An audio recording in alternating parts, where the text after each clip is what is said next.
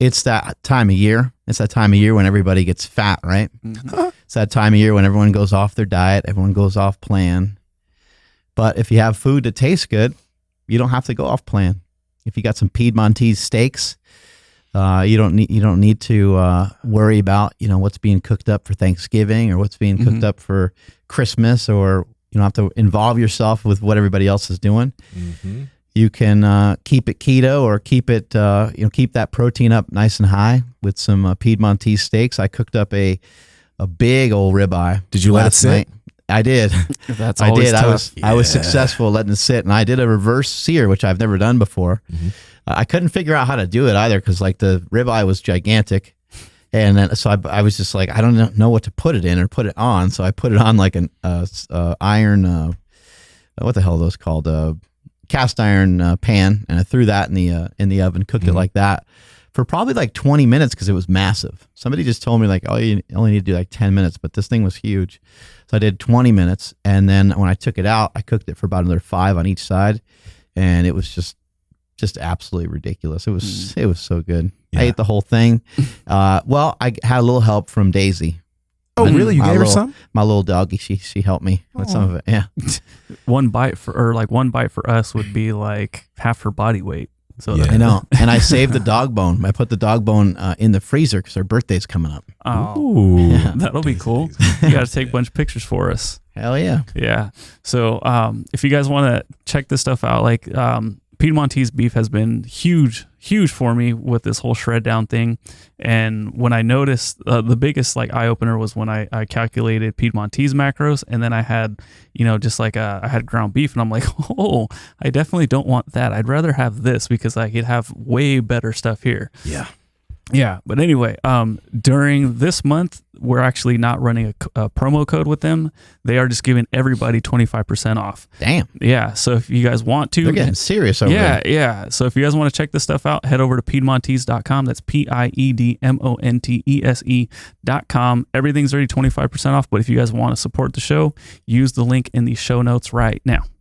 You want to try to keep yourself away from some treats, then... the best way to do it is to give yourself a treat that's a better option.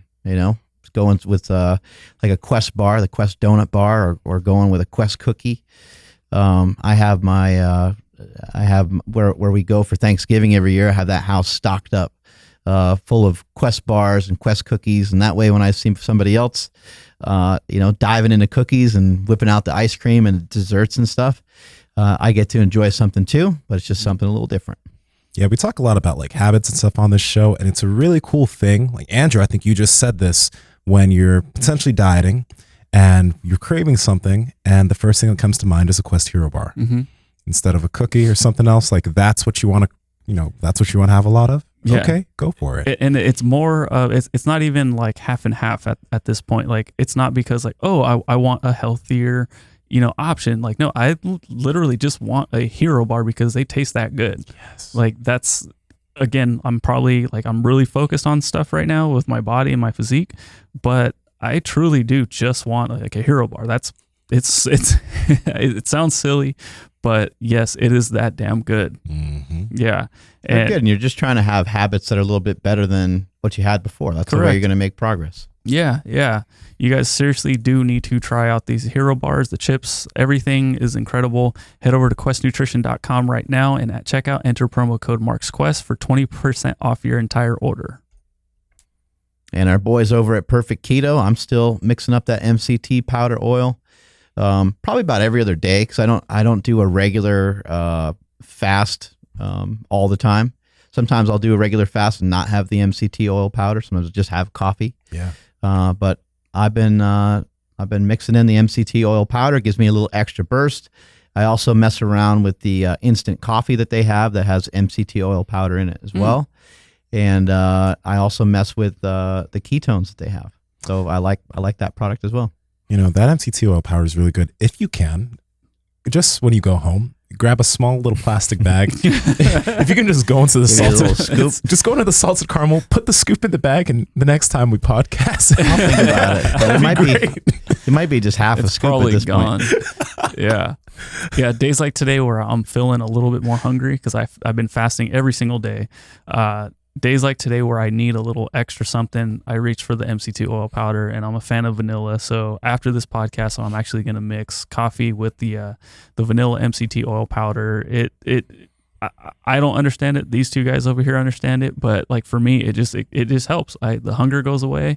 I get a little boost of energy. I think that's probably because of the caffeine combination, but everything all about it's so damn good. And nobody really likes black coffee. I think everyone just kind of thinks they do. Throw a little flavor in there. Throw a little something in there. That's true, actually. It's better with black coffee. Yeah. It is better. Yeah. Yeah, it is better. Makes it better. Yeah. If you guys want to get better, head over to perfectketo.com/powerproject. At checkout, enter promo code powerproject for 15% off your order. You guys will not regret it. That'll be our holiday episode. We'll just play video games. We Was it should. Mario Party? Can Is that we, the one you're talking please? about? Mario what? So there's Mario Party, but the one I was talking to you about today was actually called Celeste. Oh. Would he be into platformers like that, though? I don't think so. Let me send this email out real quick. By the way, why? I don't know if I've asked you this. Why do you say Mario? I don't know. I probably, just because my accent probably. Yeah. Okay, it's a New York thing, I guess. Mario. Definitely. Mario. Every Yeah, once in it's a New while, York thing, I guess. his New York accent sneaks out. Mhm. It's pretty funny, like when you catch it, but you don't want to say anything. Hey, I'm like- just a dick. Hey, why do you say this like that? Yeah. Well, I say some stuff weird on purpose sometimes, and then other True. times it could just be the accent coming out here and there. Rear Yeah, its ugly head. we definitely should have a Mario Party or some kind of.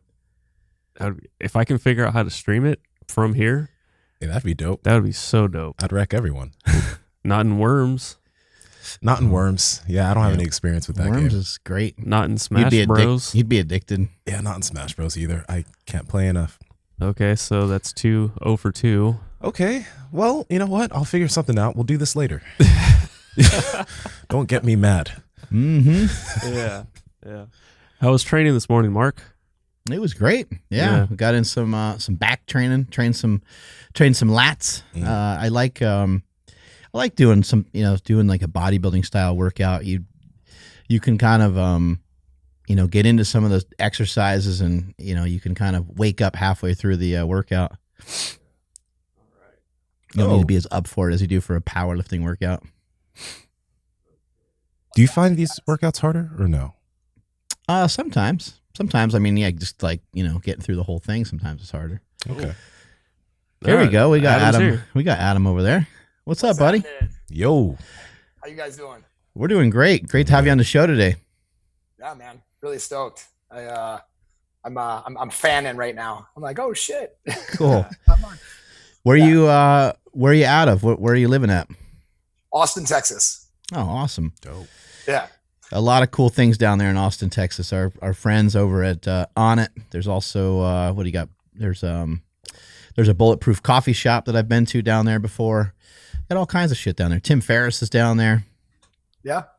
Power athlete as well. I was actually just working out with John Wellborn a week ago at his Power Athlete HQ. It's all like Sorenix. I mean, it's the nicest gym in Austin, and I'm sitting on private land. Oh, that's cool. Yeah, he had a gym when he was out here in California, and then and then he moved, and I didn't know he had a gym out there. I'll have to go check it out sometime. Yeah, it's a private gym, but I'm sure you won't have a problem.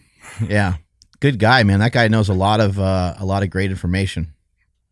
Yeah, a wealth of knowledge. He puts on what's called the Power Athlete Symposium, and it's a 2-3 day event that's bringing in some incredible speakers, putting people through practical application of their Block 1 methodology.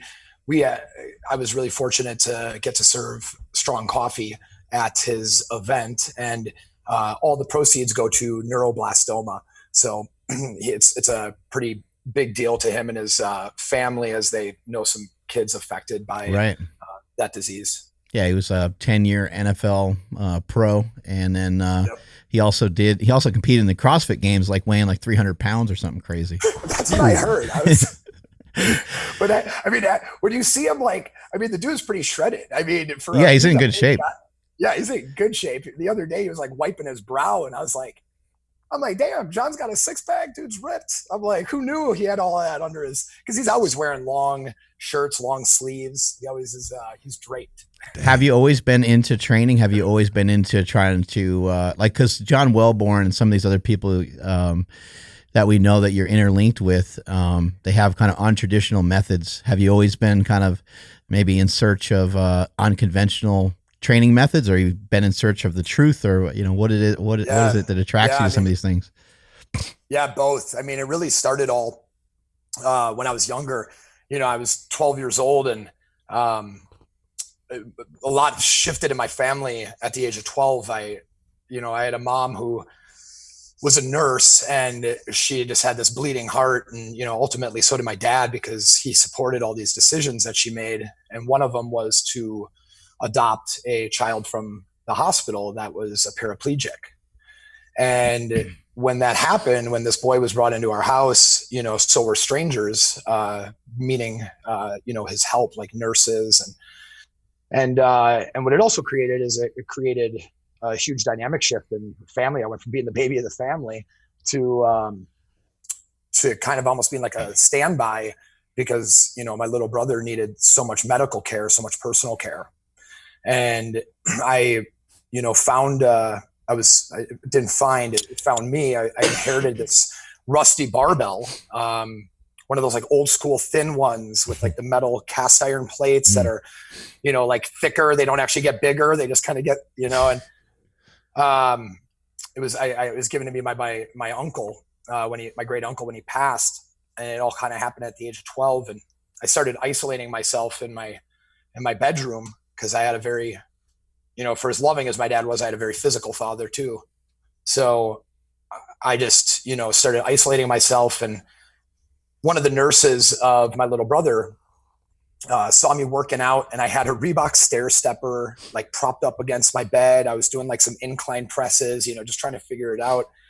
And he like drops off this large stack of Iron Man magazines. And I started reading like the position of flexion and all these different like small manuals on that you would order from the magazine to try to understand, you know, get a greater understanding of fitness. So that really sparked it for me when I was 12. I didn't want to be skinny. I didn't want my dad to be physical, and for me not to be able to have a way to defend myself. And I was hyper as fuck, and I knew it. And I knew how I could be overwhelming to people. And if I worked out, I found that I was calmer. You know, and this was all at the age of 12. Ever since then, I've been training. My first personal trainer I hired at the age of 14. Wow. When I had a paper out, and his name was Dan McTorrick, and he was the strength coach for Bonnie Blair and Dan Jansen, the gold medal Olympic speed skaters. As I grew up in Milwaukee, only blocks away from the Pettit National Ice Center, that was, you know, one of the first places that I trained out of regularly. So you got with somebody that had a real wealth of knowledge right off the bat. It wasn't just some bro at the gym who was juiced up. No. I mean, believe me, there were plenty of those. There were plenty of those along the way. And, you know, there was a lot of experimenting, you know, throughout in search of strength and self.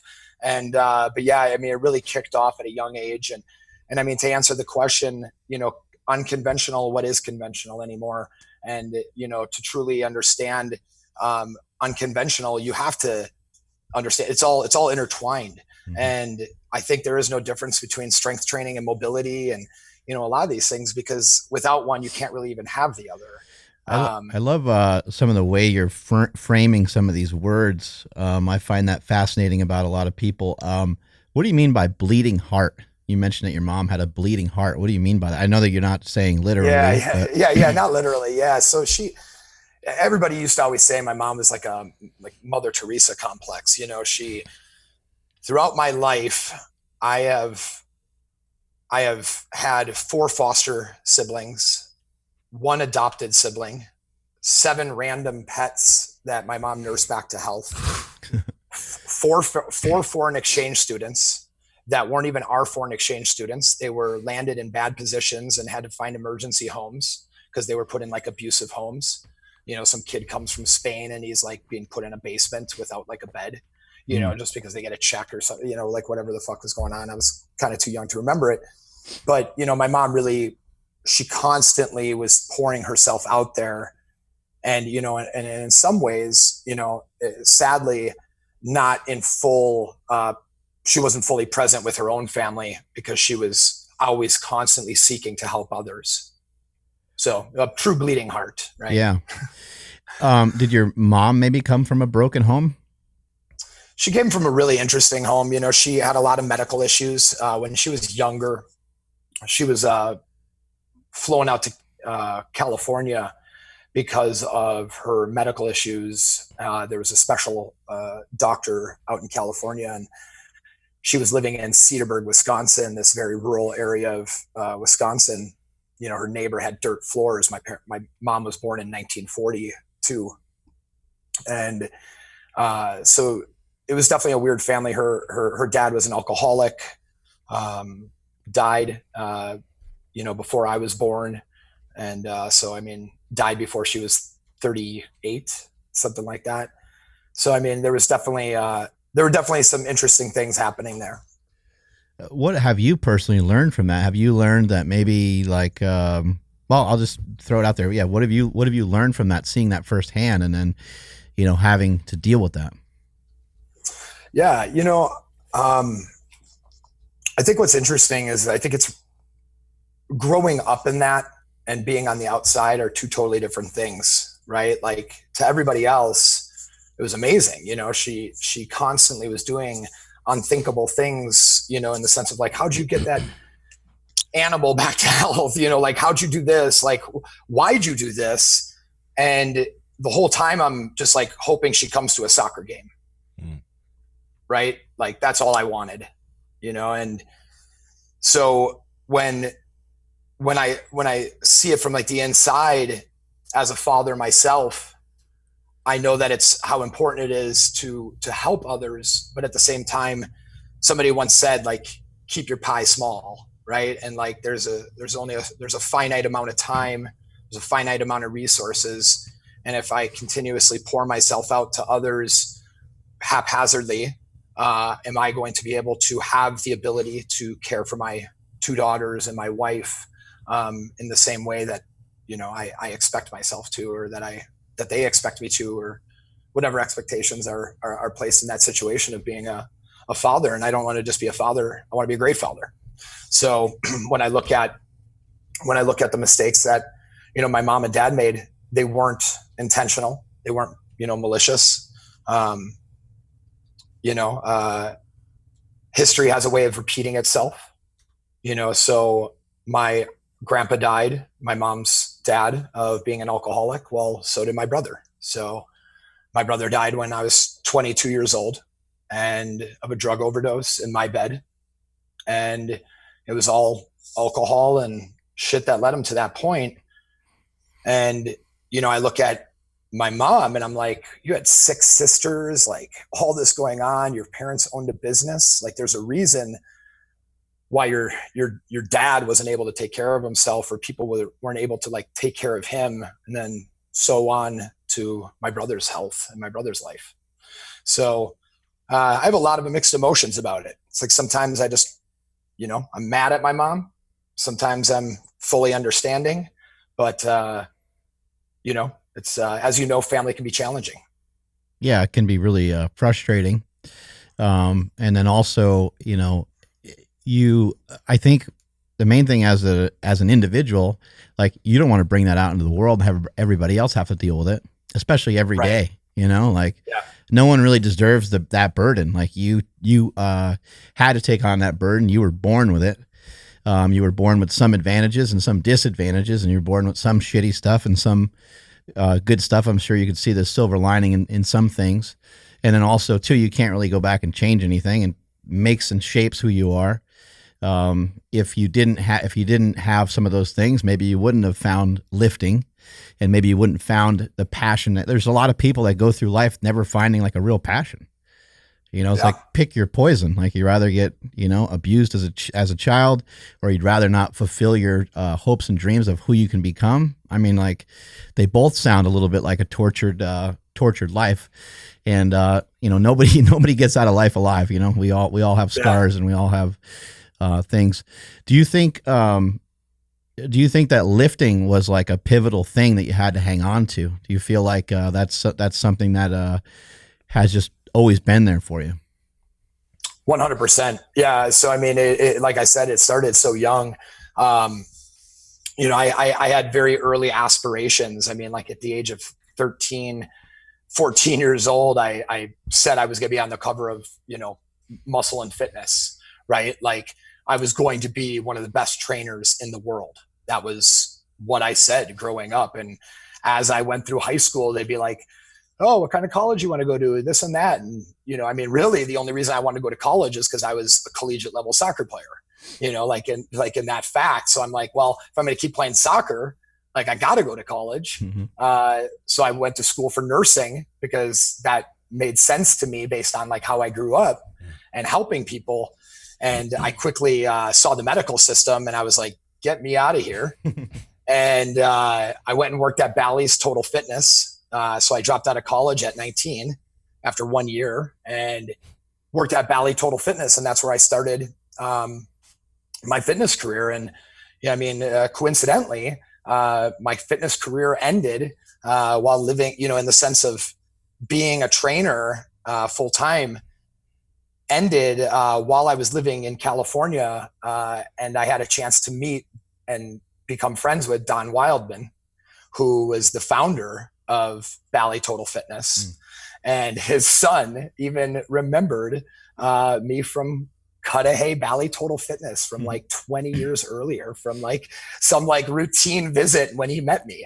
And it was just kind of mind blowing, like full circle type shit, as like I reached that pinnacle and Bally was the starting point. And I was there, like I was the co-coach to, you know, Laird Hamilton and Gabrielle Reese and Brian McKenzie, as I was the fourth coach in XPT, you know, and that was, I was with the program for the first year. And Brian and I both, you know, are no longer involved, but that was that pinnacle point. And I mean, fitness has given me everything. I mean, I'll tell you when fitness, you know, really came in is at the age of 22, when my brother passed away. I heard an ad on a radio on the way to go see my brother's body. And the ad was like, I mean, it's clear as day. It's the Milwaukee Rumble, blah, blah, blah, you know, and it's just like, you know, and it's in my head and I turn off the radio, but it's like subconsciously my brain like grabbed that. And when I left my brother's, my bedroom, I drove straight for Hal's Harley Davidson. And I signed up for that fight tournament. And I was in incredible physical shape. Like I was 206 pounds, 6-7% body fat, you know, deadlifting 500, squatting 450. I was, you know, I was fresh off some cycle of like testosterone and some trend that I tried. And I was like, you know, it was the first time I'm fucking with something and some guy, you know, and I went in there and the physical shape I was in, I was able to emotionally express myself in a way that I needed to. I needed to cause someone physical pain and I needed to feel physical pain because for some reason I wasn't feeling this emotional pain that I felt like I should have been. And I think that, you know, is something to say about our society and how a 22-year-old boy can't feel like he can cry, you know, when his brother dies. And where that kind of, you know, things have changed a lot, obviously, in the 15 years that this has happened. But physical fitness gave me the ability to express myself when I needed it the most. And 2 years of fighting amateur, I won that tournament. 2 years later, I won the North American Grappling Association tournament, having only done jiu-jitsu for 3 months. I did my first MMA fight 3 months later. A guy that was 7-1. I beat the shit out of him.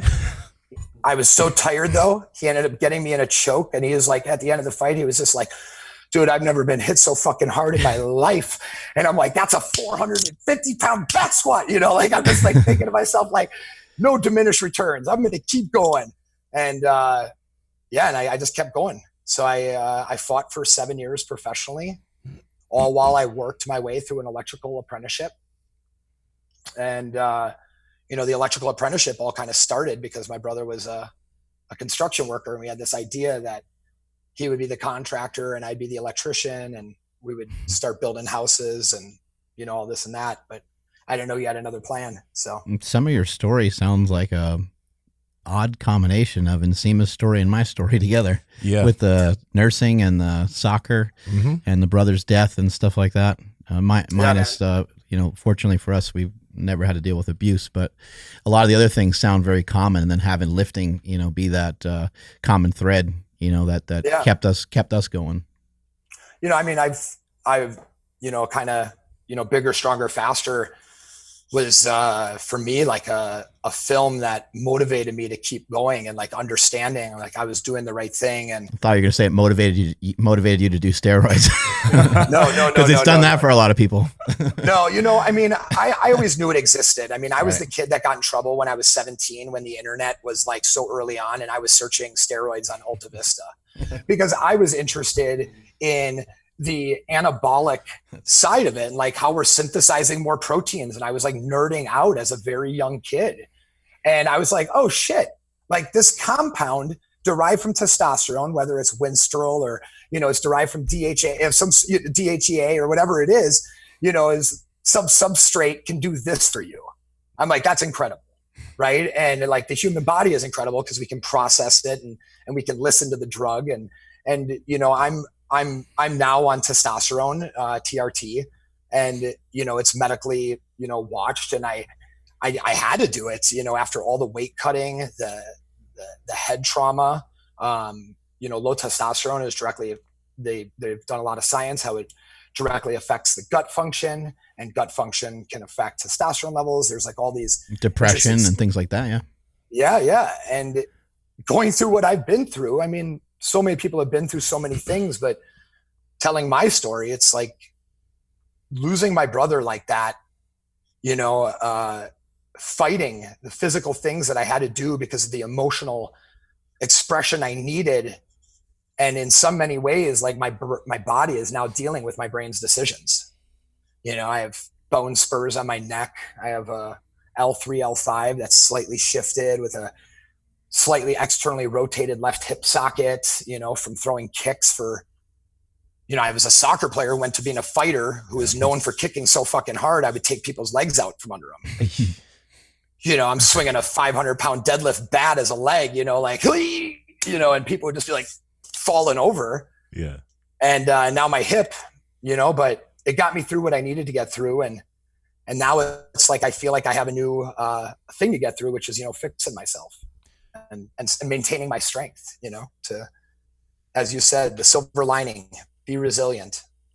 Adam, when you were talking about when your brother died and you had to go fight, well, I was wondering where were all your other siblings? Because you mentioned like you had a lot, so yeah. Was there family that was helping each other through this, or was everyone just doing their own thing? Since me and my dad since we didn't have the best relationship, do you have sisters? I have one. Yeah. Okay. Well, if you have more, you create like, there's like a factor, right? So it's like my sisters and my mom, like did very well for each other. And it was like the boys were the ones in the garage crying by themselves when no one knew. Right. Yeah. And I have been someone who has never stood still, like literally in the sense of like being attention deficit disorder, and hyperactive, to the idea that like, I need to move beyond this. Like, I don't need to be in this. Like, I need to move beyond this. Right. And I feel like that's what weightlifting has given me a lot of, is this like, when life is really fucking heavy, you pick it up, like you move the weight, like you just keep going. Mm-hmm. And that's what I was doing, and I think to myself, like, you know, I'm not trying to dog my mom or my sisters or anybody, but like nobody ever asked me how I was doing. You know, like, I mean, my brother died in my bed. My brother called me the night before at 10 o'clock and he just wanted to talk. And I was too fucking busy. You know, like he literally just got out of rehab. And like to this day, I think like, what if I would have picked up the phone? Like, would that have fucking happened? You know, and I mean, you know, the thing is that like, if it wouldn't have happened, would I be here? Would I have had the juice to get me here? Right? Because I've like everything I've accomplished from that point on, his death was the catalyst that made me never stop. Because the minute that he died, there was this shot clock that was in the corner of my eye. And that shot clock just kept going, but I couldn't ever make out the time. But I knew that the time wasn't infinite. It was finite. And I knew that every single chance that I had the ball, I had to take the shot. Adam, do you want to do Naga? Yep. Adam, I think you should do an MMA fight. I've only been training for 3 months. Yep. Hey, Adam, I think you're ready to go pro. Okay. You know, like, what's next? You know, hey, Adam, I think you should model. Great. Bought a ticket to New York. Shot for Versace 2 years later. Right? Like, I have a $10,000 suit sitting upstairs given to me by Donatella Versace. That's like this thing that I hold on to like remind me of like that I just kept saying yes. I just kept moving beyond this thing. The suit doesn't fit me. I wish it does. I'm like, it's like a 42 or some shit. Like, fits me if I'm like standing like this. But yeah, I mean, it was yeah. To answer your question, does that answer your question, man? Yeah. Yeah. Thanks. So yeah, it's pretty... it was a lot of me, and you know, years later, you know, my dad was diagnosed with cancer, and I lost my dad 6 years ago now, and that was just a little different. You know, it was my dad, like we all kind of pooled in. You know, and because I think we all had been through it before, and I think we all maybe quietly knew how we should have handled it differently. Are you kind of a believer that, you know, maybe people are here maybe people are designed to be here for a certain length of time? Yeah, man. A reason, a season, or life. You know, I've said that about everything. Losing your brother. The only way you can accept something like that is to accept something like that. Right. Right. So it's like, it's unfair. It's this, it's that, you know, but the reality of it is if you think that way, you're going to get stuck in this loop. And the only way you can bust through that loop is just to imagine the fact that it was done for you. Right. And it was like nothing put before you, you can't overcome. And when you overcome something, it benefits you. Something I think maybe a lot of people don't realize that maybe have never dealt with anything like this before is the fact that when it comes to drug addictions and it comes to somebody, you know, overdosing on something, you know, losing a family member, the situation, although it's painful and seems unique, it's really not. There's nothing unique about it. Like, in fact, this happens to millions of Americans. This happens to many, many people. This destroys many, many families. There's a lot of mental illness that people may have that they just never had treated. There could be things in the family that kind of sparked the person to reach out for those sort of drugs in the first place. And maybe you or I like wouldn't get hooked on those drugs, but maybe your brother did. Maybe my brother did. Maybe other people would, right, in those situations. What I think is so interesting is the fact that we feel the need to like suppress the feelings of what happened. And really, not only would it be nice to talk about the feelings after a situation occurs, it'd be fucking a lot better and a lot smarter to attack what's going on, what's the story, what's the dialogue, why is somebody in this position? Why are they struggling so much? Why are they having such a hard time? Because normally a drug overdose, I guess occasionally it happens with some younger people, but normally a drug overdose doesn't happen out of nowhere. You know, like I'm sure that you probably were like, I'm going to hear about my brother being in jail or something worse, probably at some point, because something stupid's going to happen, because something always stupid happens to him, because he's always in these weird, shitty situations and predicaments that he just shouldn't be in. And I think we feel like it's unique because we don't talk about it. We don't really hear people. I love the fact that there's like podcasts now. I love the fact that there are people communicating about it more now today than ever before, because it is something that should be talked about. And this is really common. And for somebody today listening to this podcast right now to go to their brother, go to their sister, go to their uncle, whoever it is that's struggling, whoever it is where you're like, yeah, man, that is weird. Like I haven't seen him in 2 or 3 Thanksgivings in a row. And like that, you know, he's always late. He's always this, he's always that. Just because someone's late doesn't mean they're a drug addict. But if they kind of don't care, if they want to hide and they're just acting suspicious, what would be the problem in telling that person, hey, you know what? I really care about you. I want to know, like, how are you doing? You know, because a lot of times you say, hey, man, how's it going? They're like, I'm good. Like, no, I'm serious. Like, I want, like, look me in the eye. I want to know, how are you doing? Is there something I can help you with? Are you doing okay? It'd be great to have that conversation now. And maybe you could help somebody. Maybe you could there's still room. For my brother, I don't feel like there ever really was. I think my brother was, you know, he came and went, you know, pretty fast, and he, you know, almost seemed like he lived 3 or 4 different lives within the 36 or 37 years that he was here. He and your brother's, I imagine, is probably pretty similar. But what we didn't know about my brother, which is something that breaks my heart to this day, is the fact we didn't know he was bipolar until he was much older.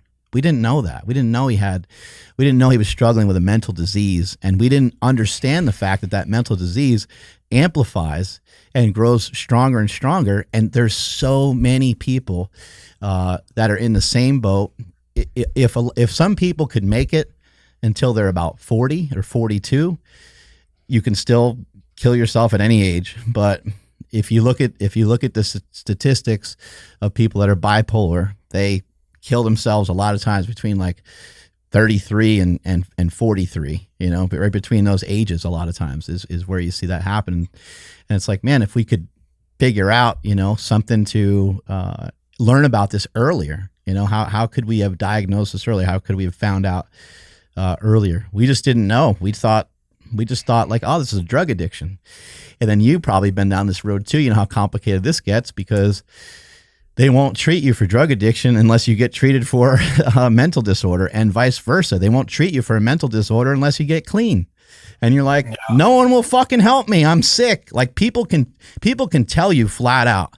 They can say, hey, see that building over there? I'm going to take a rocket launcher and I'm going to fucking blow it to pieces. And no one will do shit about it because they don't consider it a legitimate thing. There's people that have done this before. There's people that have. I watched one thing on 60 Minutes one time where this guy was talking about like bombing this medical center that his brother worked for. And his brother was in charge of like, you know, some department for mental health. But nobody would administer this guy. No one would help this guy because he was on drugs.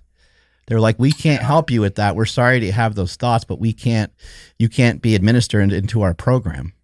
And he went through with it and he killed himself. And it's like, wow.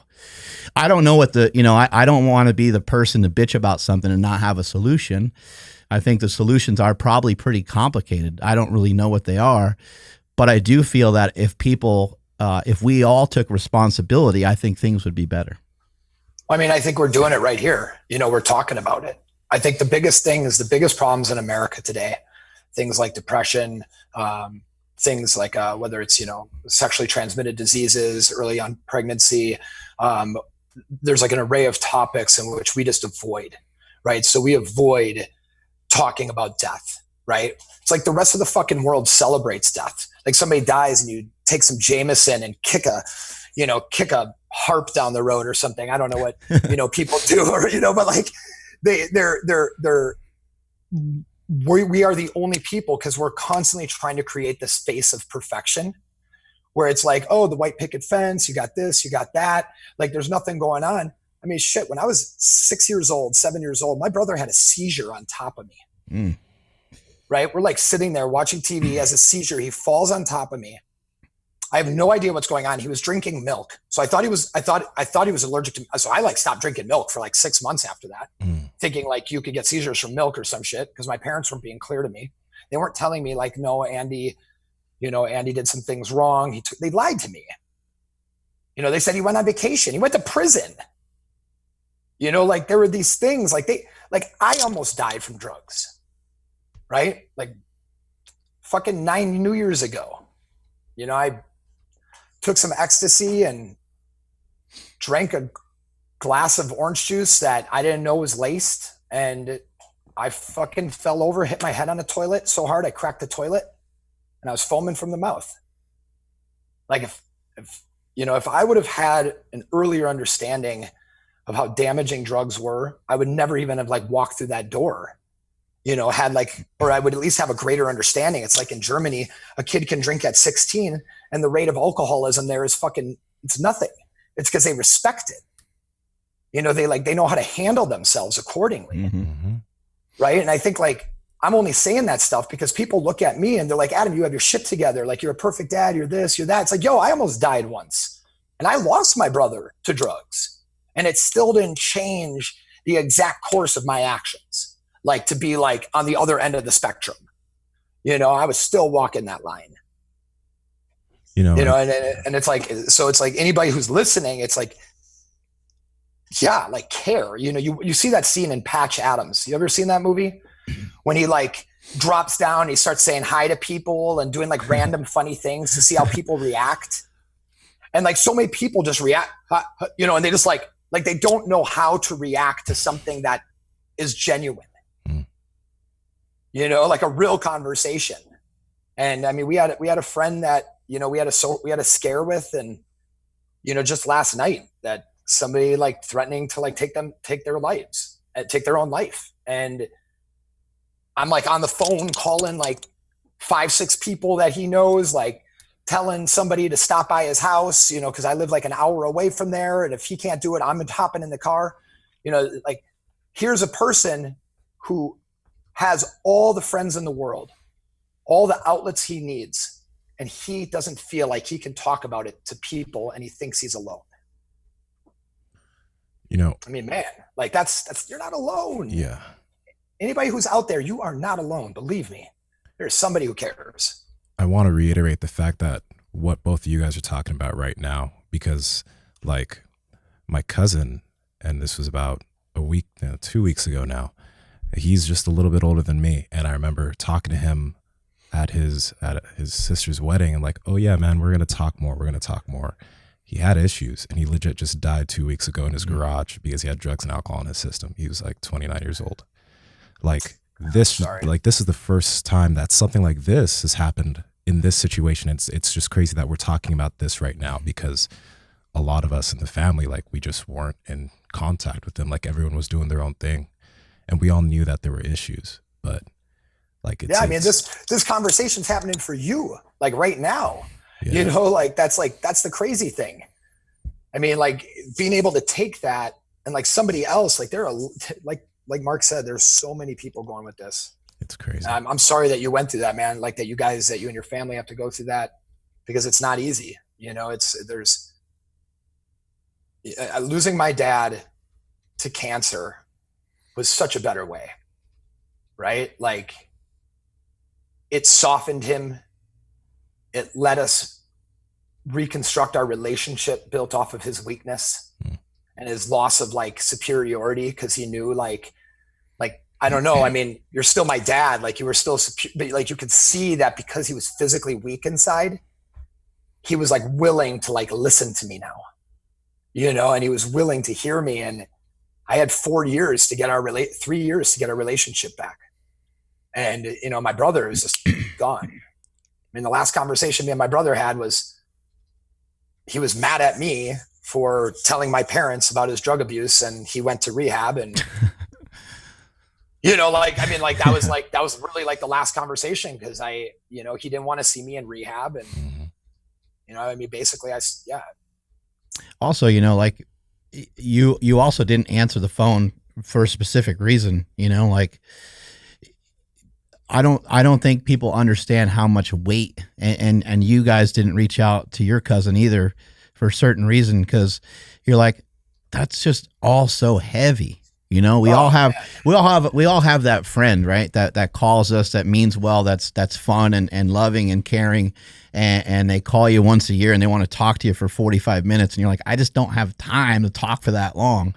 Now that's a happier situation, right? But even in this case, you're like, oh, this is just ugly. Like, this is just nasty. Like, I don't want to be dragged into this. And we're also taught, like, in today's world, like, don't let negativity drag you down. Like, well, I don't want to fucking talk to him right now because I don't want to be in like that dark place. Like, I feel really good. My day's going really good.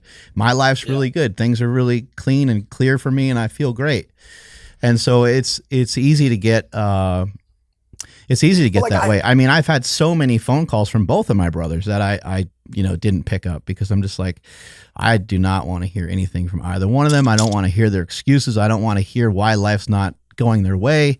I just want them to fucking stop doing the drugs that they're on, and I want them to wake up, and I want them to look in the mirror and say, I am the problem. I need to fix this. And I would love for them to just call me once that's fucking figured out. You know, don't call me with your problems or how you need money or need whatever it is that you need.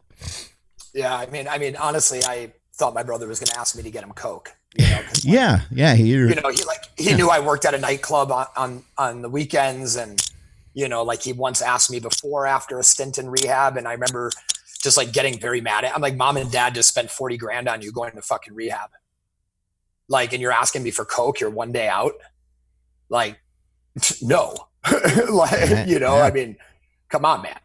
He's like, it's in and out of my system. Don't worry. I just want a little bit. I'm like,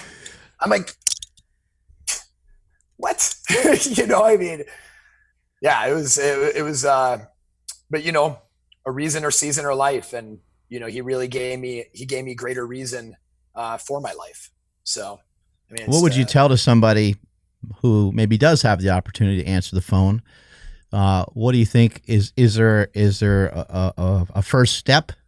Since you have overdosed on something as well, like, is there a first step? Have you learned something from that situation that maybe can be useful for some people listening?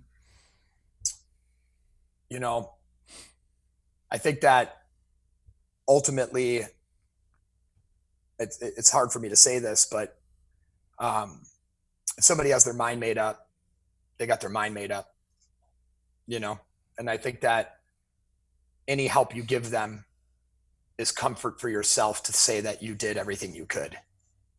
Right. And that sounds a little, a little dark, but I don't know how many more things we could have tried with my brother.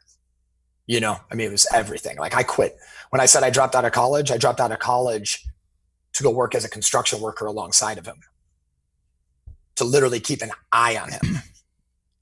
I had a 3.8 in college. I was a captain of my soccer team, and I didn't come back my sophomore year because of my brother. I let a lot of shit go because of him, but I also gained a lot because of losing him. So I would say that do what you can, but you can't do it all. Yeah. And I think, just, stating that you're available, just telling someone flat out, man, look, whenever you're serious about, turning your life around, because I personally feel that that's what you need to do. I feel like you need to get a lot of help. I can help you get help. I'm here for you for that. I'm not going to assist you in getting drugs. I'm not going to assist you. I'm not going to enable anything in that regard. But I do love you. I do care about you. And if you need something that's within reason, I can help with that, because, I was fortunate enough to do that with my brother, and he knew that. He knew that I cared about him. He knew that I loved him. But, it's something that, now he's been gone for 11 years or 12 years or however long it's been now. It's gotten easier every year. We've gotten a little further away from his death, but I can feel okay about it for two reasons. One is I felt like that I did show him love and support. I don't feel like I ever turned my back on him. I felt that I was available. And then the second thing is I do believe that, he didn't want to be here. Like, when it's easy to think like, oh man, he's dead. that sucks that he's dead, but like he was hard to deal with. He was really, I mean, his name is Mad Dog for a reason. He'll turn around and fucking bite you the second that he gets the opportunity to. He was very, very volatile. He's very hard to deal with. He was violent. He was angry. He was the greatest person to be around when he was in a good mood, when he was happy, when he was up. But man, if you got the other side of it, you got chewed up and spit out the other end like you wouldn't believe. So my brother was the same way. My brother was the same way. But like I'd borrow something from my brother and I wouldn't have it back, the day it was, and he would toss my room. He would go in my room, flip the mattress, flip the bed, like pull everything out of my shit, and just to like make me have to go clean like everything and fix my whole room. He'd like toss it like the DEA is searching for drugs. Because I like didn't bring back like a Phillips head screwdriver, something crazy like that. I mean, he was very irrational and he was hard to deal with, but I showed him as much as I could, that I cared. And I mean, shit, I was 22 years old. Like your frontal cortex isn't even developed. Like your emotional capacity isn't even there to truly empathize what's actually happening. I mean, since that day, I have helped so many people.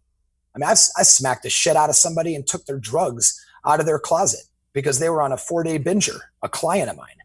Show up to his house, literally broke into his house and took his drugs, smacked the shit out of him and said, it's time to wake the fuck up. You make $500,000 a year. You're some bigwig at Wells Fargo. Like, what the fuck are you doing? Like, you don't like your life? Go get a new one. Don't kill yourself. I mean, that was the type of shit that like it empowered me. And I started finding those types of clients. I mean, that was literally like people who had problems started becoming my specialty, and that was like how I felt like I was repaying, this kind of like karmic debt, like to like help another person, and because I couldn't help my brother, I could help these people. So, how many of them I helped, I don't know where they're at now, but I slowed it down. Do you continue to work with people like that right now? Is that any part of what you do? I never don't answer a DM or an email. So I'm always willing to like lend my ear or, give some small bit of advice, when asked.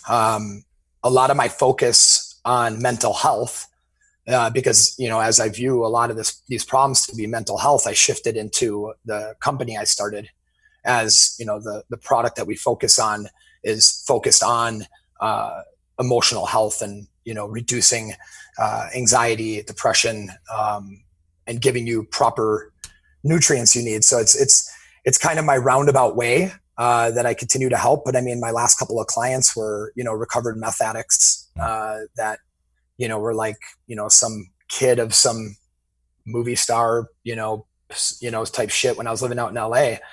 And it felt amazing. I'd buy them breakfast and, I'd communicate with their sponsor, like after each session, like, hey, I just got done training, X. I made sure that they had a protein shake after, so they actually ate because like they were underweight or, whatever it was. I was just, I switched from this, I'm a personal trainer to I'm a performance life coach. Like I'm helping people perform in their life, like on a higher level. Do you think your brother could have been, your brother could have possibly been saved through like food and proper nutrition and exercise and things like that? 100%. Yeah, 100%. I look at how we grew up eating. There was apple pie and bread with every dinner. Mashed potatoes and gravy and soda. So it's like I remember 12 years old, like when it hit me, when I looked around the table and everybody was fat except for my brother who just smoked a shitload of cigarettes. And, the vasoconstriction of the cigarettes over the course of time, the alcohol abuse and what that can actually start doing to the brain. At a young age. Yeah. Yeah. At a young age. I mean, so it's, I certainly believe that, nutrition would have helped him. I mean, I believe like working out would have helped him. I mean, if I knew what I knew, you know, and I was older, I would have been like, you're going to the gym with me. Whoops. Hold on 1 second. Too fired up. You're going to the gym with me. You're not eating that. You're eating this, right? That's what I would have laid down, and he would have been my little brother and he would have fucking listened, you know, and I think I possibly could have changed the outcome. Yeah. I do think I changed the outcome for me. Right. Yeah. Right. Like I was in that same situation. I mean, my dad beat the shit out of me because my brother was an asshole. Like my brother didn't even have it like I did. Like my dad would like fucking choke slam me. I mean, you know, like I mean, there was crazy shit that my dad did. My brother pulled a knife on my dad one time for when he choke slammed me. I was like 8 years old, you know, and my brother pulled a 10-inch fucking like cutting knife out and was like, you ever lay your hands on him again, I'll kill you. You know, like that's like, you know, and so, you know, my brother a lot of times, like, I mean, he was my savior. Like when I was younger, like if it wasn't for my brother, I wouldn't be alive today. When I was somewhere between the age of 10 and 12, we had this tree house, and we had this great idea to hang jump ropes across the monkey bars to create an obstacle course. And when I went from one ring to the next, I lost grip and my neck got caught on the jump rope. I flailed like you would. I spun and the jump rope wrapped around my neck. Oh. I was literally hanging there. My brother is in the kitchen doing dishes, comes running out with a paring knife to cut the jump rope. You know, I mean, like I would have been just a dead kid. Like I was by myself. You know, I mean, like I think about that and like, thank God I had a brother, you know, on in life and in death. You know, I mean, everything I do, like, you know, I constantly think about him. You know, we were both A names, Andy and Adam. My daughters are both Arrow and Azalea. You know, it's like I'm trying to bind them, you know, right. So they don't separate. And, you know, me and my brother, we were 13 years apart. You know, my daughters, they're 16 months apart. You know, I'm like, I want to keep the family close. I want to, you know, it's like keep it tight knit, you know, so we can all take care of one another. There's so many things that happen, you know, in a family that has to go through something like that. You know, I just wish more people were open to, you know, trying to get some therapy. And I wish more people were open to just like, hey, man, like, we don't really know what we're up against. You know, I think, you know, I think our son's on drugs, or I think our daughter's on drugs. And like, I'm not a expert. Like, I don't know the stuff that you need to do to come off of drugs. All I can do is recommend some diet and exercise. And I do believe that those things are powerful. I do think that those things can really help. But like, I don't really know how to, you know, balance out all the different thoughts that people might have. And within a family, it's really can be really crazy the way that, you know, one kid gets treated versus another. You know, the kid that has the drug problem normally feels like the world is against him. And then the kid that doesn't have the drug problem kind of feels like, well, why are my parents so into what he's doing all the time, but they're not paying attention to what I'm doing? Because he just gets in trouble all the time. He fucks up all the time. Why would they even care? Like he clearly doesn't care about his life. So why do they care so much about that kind of stuff happens a lot, and things get really twisted. And I do think that, you know, I really wish that people would just be a little bit more open to like, hey, we should maybe even if you thought to yourself, if I bring this up, everybody in the house is going to think I'm a crazy person. But if you were just like, you know what, I'm just going to go get help for myself just to see what it's like. And then maybe I'll report back to everybody else. Like that would be a great place to start.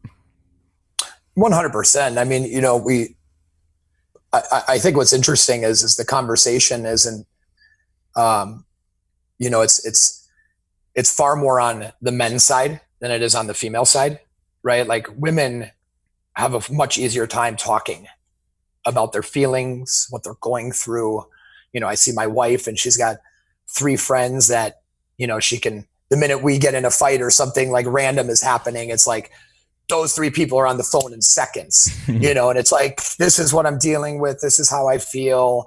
You know, you don't have to feel that way. This is how you know, and like, so her friends are, you know, they're therapying each other. where it's like, you ask me how I'm doing. I'm like, good, bro. How you doing? Good, bro. Ready to work out? Cool. Me too. You know, I mean, and it's, so, you know, we all do need to talk about it more, but like really like men, we need to talk about it more. Like there are way more of us killing ourselves, right? There are way more of us dying from drug overdoses, right? I mean, there is a male epidemic of death due to the lack of being comfortable just talking about it. Yeah, I think that women maybe have a built-in sense of purpose. Not all of them, but many of them may have a built-in sense of purpose just in the fact that they could give birth. You know, I mean, you know, you can raise a kid together, but it's different for the female, I think. And I think that's part of the reason. And I think also, you know, men maybe take a little bit greater risks from time to time. Not all, but you just see that with a lot of men are like on this mission to like be great or be better than, like, you know, to try to be better every single day. And maybe in our efforts to try to be like awesome, we're missing the fact that you don't really need to be extraordinary. You just need to figure out a way to be consistent. If you can consistently be good over a long period of time, you'll be great. Even if with your kids, if you cook for them, take them to school, and you do that for the next 30 years, then you're a fucking amazing dad. You know, like if you, or however many years, you know, they're in your household or whatever. You know, I hope 30. Yeah, yeah, best friends. Keep them close by, right? But like, yeah, exactly. I think that we think we need to do crazy, extraordinary things. Like I need to take them to a play in New York City, or I need to, you know, take them on these crazy vacations, or need to spend money on them, or they don't really, like you said, you just wanted your mom to be at your soccer practice, and that doesn't cost anything. Totally. Yeah. I mean, my wife and I, Araceli is her name. We're like flipping the script on like parenting, in the sense of like, doing Christmas completely differently, birthdays completely differently, trying to change the paradigm of gift giving, right? Where Christmas and birthdays aren't directly associated to gifts, right? And getting things. You know, we try to not even, you know, we don't let them watch like regular TV, so they're not being influenced by these external things, right? You know, all this and that. So I think that when I think about how I care for my kids, I changed my life from training these high-level clients and being gone all the time and making a really great living, to starting a startup company and working out of my house so I can drive my daughter to school and take her and get donuts every Tuesday morning after my deadlifts. So, but you know, you know, daddy-daughter donut date every Tuesday, you know, and I, you know, purposely got a house in Austin that is 5 blocks away from the school and 5 blocks away from the gym I work out at. So it's like there's less wasted time, and there's more time to actually do the things with them. You know, we got them in soccer, we got them in martial arts, we got them in swimming, and I'm at every single practice. You know, and if, sometimes I'm on a phone, but you know, it's like I'm still there. You know, I'm still looking up when they're about to go score a goal and, you know, celebrating, and they know I'm there. You know, with my parents, I didn't have that. You know, I just knew that they loved me, because that's what parents do, but like they didn't necessarily show it, right, in the ways that I would want them to. You know, we all have different like love languages, right? Like you guys have heard that, you know, and you know, my love language is, you know, I just give me a little bit of attention. You know, some people want gifts, you know, like I don't buy me shit. I'm not good at getting gifts. Like if I want something, I'll go buy it myself. You know, like that's kind of how I am. Like somebody gives me a gift, I'm like, oh, awesome. You know, like I almost feel weird. Like I should like run out and go buy them something, because like I don't know how to handle this exchange, because that's just not the way I talk. Yeah. Was it ever a struggle for you to learn how to do that with your daughters, or because you didn't have that just was something you made sure you absolutely did? Yeah, I think that you know, they say successful people have to-do lists. I think that really successful people have not to-do lists as well.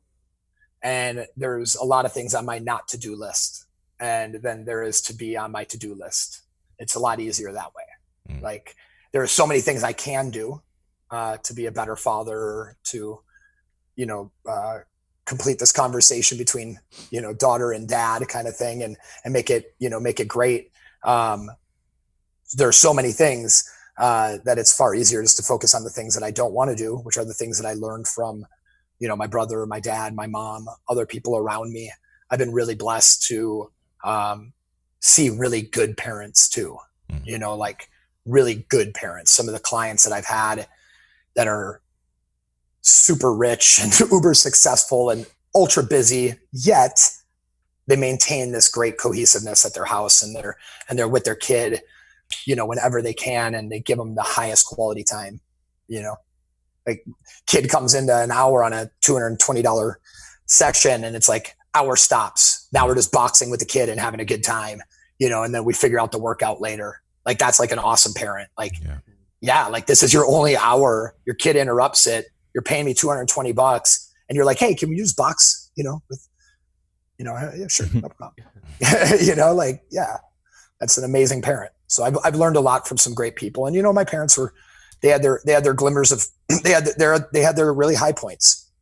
My mom was just really caring. She's like one of these people you could shit on her kitchen floor and be like, she'll be like, oh, I'll clean it up. Don't worry about it. That happens. It's like, I just shit on your, I know. Would you like some pineapple upside down cake? I'm going to give you diabetes before you leave for sure. Don't worry. What's going on with the strong coffee? We've been sipping on it over here. Mine's empty. I drank it all. Yeah, I drank it all. That's a problem in Strong Coffee Town. Yeah, man. Strong Coffee Strong Coffee Company has been, going backwards in time a little bit. I originally actually started it in 2015. So in 2015, I was actually the first person to take collagen and MCT oil powder and L-Theanine, and I created the first non-dairy creamer, and it was called Strong Cream, and we had strong sugar, and we had these strong, our coffee beans and strong cream, right? I'm a kid, bro. I'm so sorry. I know. It was very short-lived. Well, because I didn't help because I'm back here laughing behind the it's camera. Okay. I see these motherfuckers snickering, and I'm like, oh, I get it. So we needed a name change, but the reality of it is, we had a really cool idea, and I had no capital. I was running a gym that I had for 7.5 years. My dad was like inches from death. My wife was pregnant, and I got casted on a TV show on NBC, and I got casted by Versace to shoot. And it was all within like time, like very truncated time. And 2 months into running Strong Coffee, I'm like, I got to shut it down. And when I got on NBC, the TV show was called Strong. And they made us sign an agreement that we could not use the name Strong in anything we did for the course of the next 3 years. So when that contract was over, I relaunched the company on the day of. And Strong Coffee Company, my goal is to create nutritionally forward coffee products that give us, a handle on very, mainline needs, anxiety, depression, dehydration. 80% of America is dehydrated. 30% of us every year get diagnosed with anxiety or depression. The numbers the statistics are staggering. And if you look at like one of the highest consumed, items across that, that piece of pie, well, coffee is a great shuttle to do that. And, obviously, Bulletproof realized that, really early on. Mm-hmm. I launched my original Strong Coffee like only a year after Bulletproof was launched. And I was actually a Bulletproof sponsored athlete. So that was I had some understanding, but I'm like, why is this so complex? Right? Like, I'm not going to get my mom or dad to be able to like do this in the morning, like this tablespoon of this teaspoon of that, like put this in the coffee, now fucking blend it. Now you have a mess that's going to take you 20 minutes to clean up and you're late for your job. Right? Like, I don't got time for that shit. And, my wife was getting mad at me for the blender, all the things. And, that Ninja blender is pretty loud. Oh, dude, it sounds like a helicopter's taking off in your house. At 5 a.m, you just hear, what? So when I shut Strong Coffee down in 2015, I'm like, how would I do it differently if I ever did it again? And I'm like, I would make it all instant. And I literally sat on that idea, and I didn't tell anybody that idea for years. 4 years go by, and I didn't tell anybody. 4 years go by, and nobody did it. Nobody created an instant nutritional coffee that was complete proteins, right? I even complete the amino acid profile in collagen, which nobody does, right? I put the missing L-tryptophan in it, right? Just to give it the amino acid profile of, that a full complex of aminos. I looked at the fact that coffee is dehydrating. Nobody's ever looked at that. Nobody's ever said, like, we could put potassium, magnesium, and sodium in the coffee and make it taste amazing and give you the minerals and electrolytes you still need so you do not dehydrate, right? Have you heard of something called cascara fruit? No. Right. Not many people have. It's where the coffee bean comes from, right? So the coffee bean comes from a piece of fruit, and that piece of fruit is loaded with with polyphenols that have a direct effect on your brain-derived neurotropic factors, your BDNF. And BDNF is probably one of the highest talked about pieces right now in our brain health when it is directly associated to anxiety and depression and neurodegenerative diseases. So it would make sense that, like, this bean that has all this incredible energy that we've relied on since the 1400s was chosen because when you have the cascara fruit, it tastes awful, right? It's super bitter, yet it's way more intelligent than coffee itself, right? So it's way better energy, way better mental clarity, all those things. So we combined the cascara fruit extract and a high quality instant coffee along with the collagen and the MCT oil, the electrolytes and minerals to create, a very incredible tasting coffee product. We have 2 flavors, Morning Fix and Daybreaker. Daybreaker is our keto approved one. I actually got KetoCon to reverse their ruling though on 3 grams of coconut palm sugar. So they actually considered Morning Fix a keto product and let me sell it and show it at KetoCon. My whole point was the fact that it's the only sugar with functionality. So it's coconut palm sugar actually has electrolytes. So, and it's like, if we're electrolyte and mineral deficient, I think our food is somewhere around 96.2%, our soil is 96.2% deficient in minerals and electrolytes, right? For like growing plants. And that happened through basically post World War I or II, we poured tons of fertilizer that was extremely damaging to the soil. And so when you look at if we're eating fruits and vegetables to get our minerals, they're extremely deficient in minerals, and our water is completely deficient in minerals as well. So it's like we're drinking water, it's just wet stuff.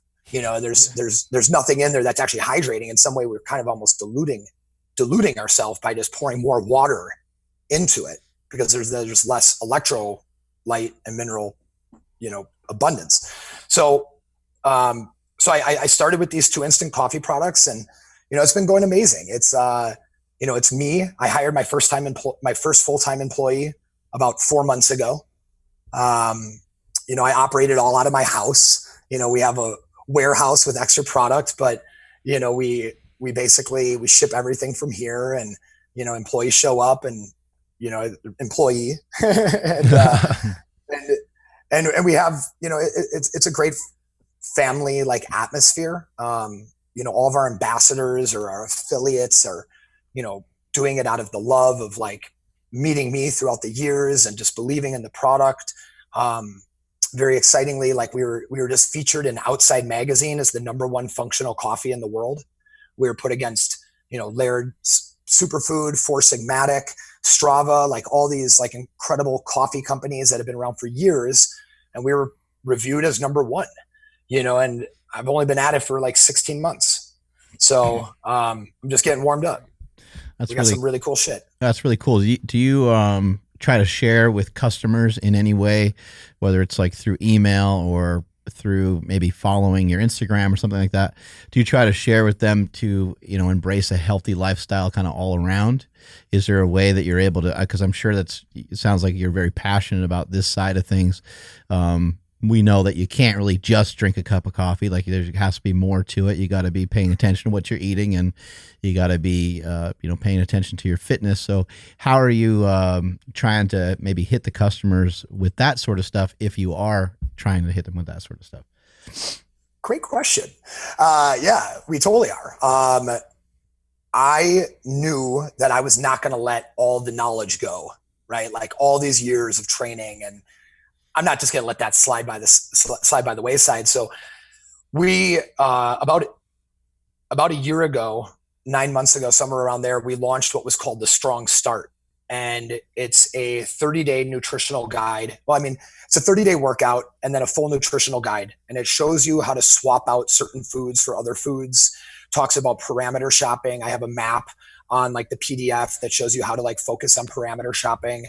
A quick calculator configuration on how to like break down macros so you can understand your macros, not because I want you to like strictly follow a macro, but just so you can kind of understand like around how much protein you should have or whatever it is. So you can start getting, for us, it's like second nature. We're like, well, I'm going to eat that and that and, that, and I still need this.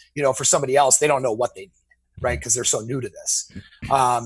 So it comes with a 30-day workout program, 30 days of coffee, a coffee mug, and then this nutritional guide. So that was kind of like that was like me testing the waters on like, are people following Strong Coffee Company because they want a coffee company that believes in what they believe in the sense of like fitness and health?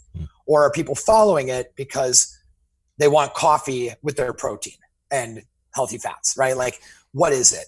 And so we had a huge buy-in on this Strong Start challenge. And I was like, all right. So we developed a program called S90 that launches January 1st on Train Heroic. And S90 is a 90-day program.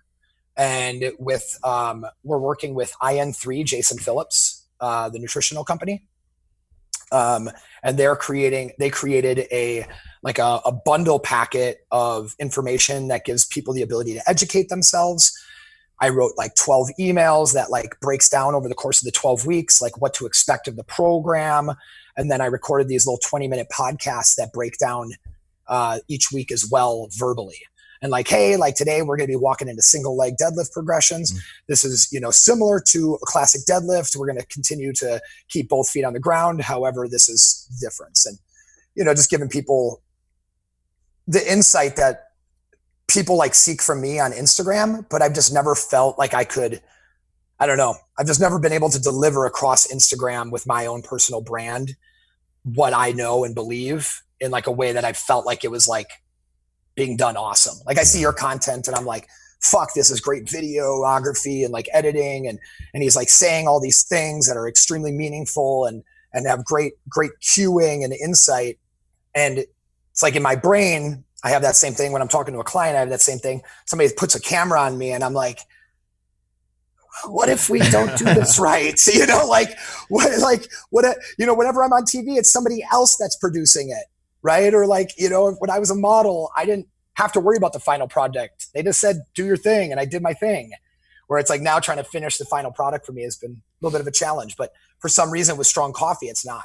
It's like I don't have this like barrier, this this wall about my own personal brand that can be complex at times, because I'm not really a trainer anymore. It's almost like an identity crisis that I've gone through. Like, people don't give a fuck about my kids on Instagram. Like, like this, they don't give a fuck about this. Like the minute though I show some weird, like I've been working on something called Band Fu. And so Band Fu is a mobility movements using Tai Chi and Kung Fu moves with mobility bands on certain levers of your body. So like I put a band around my elbow. If you look at my Instagram, you'll see it. I put a band on my elbow and then I attach that to the squat rack and I do these teacup movements, and I try to keep my elbow really tight into the body so I can work the shoulder girdle.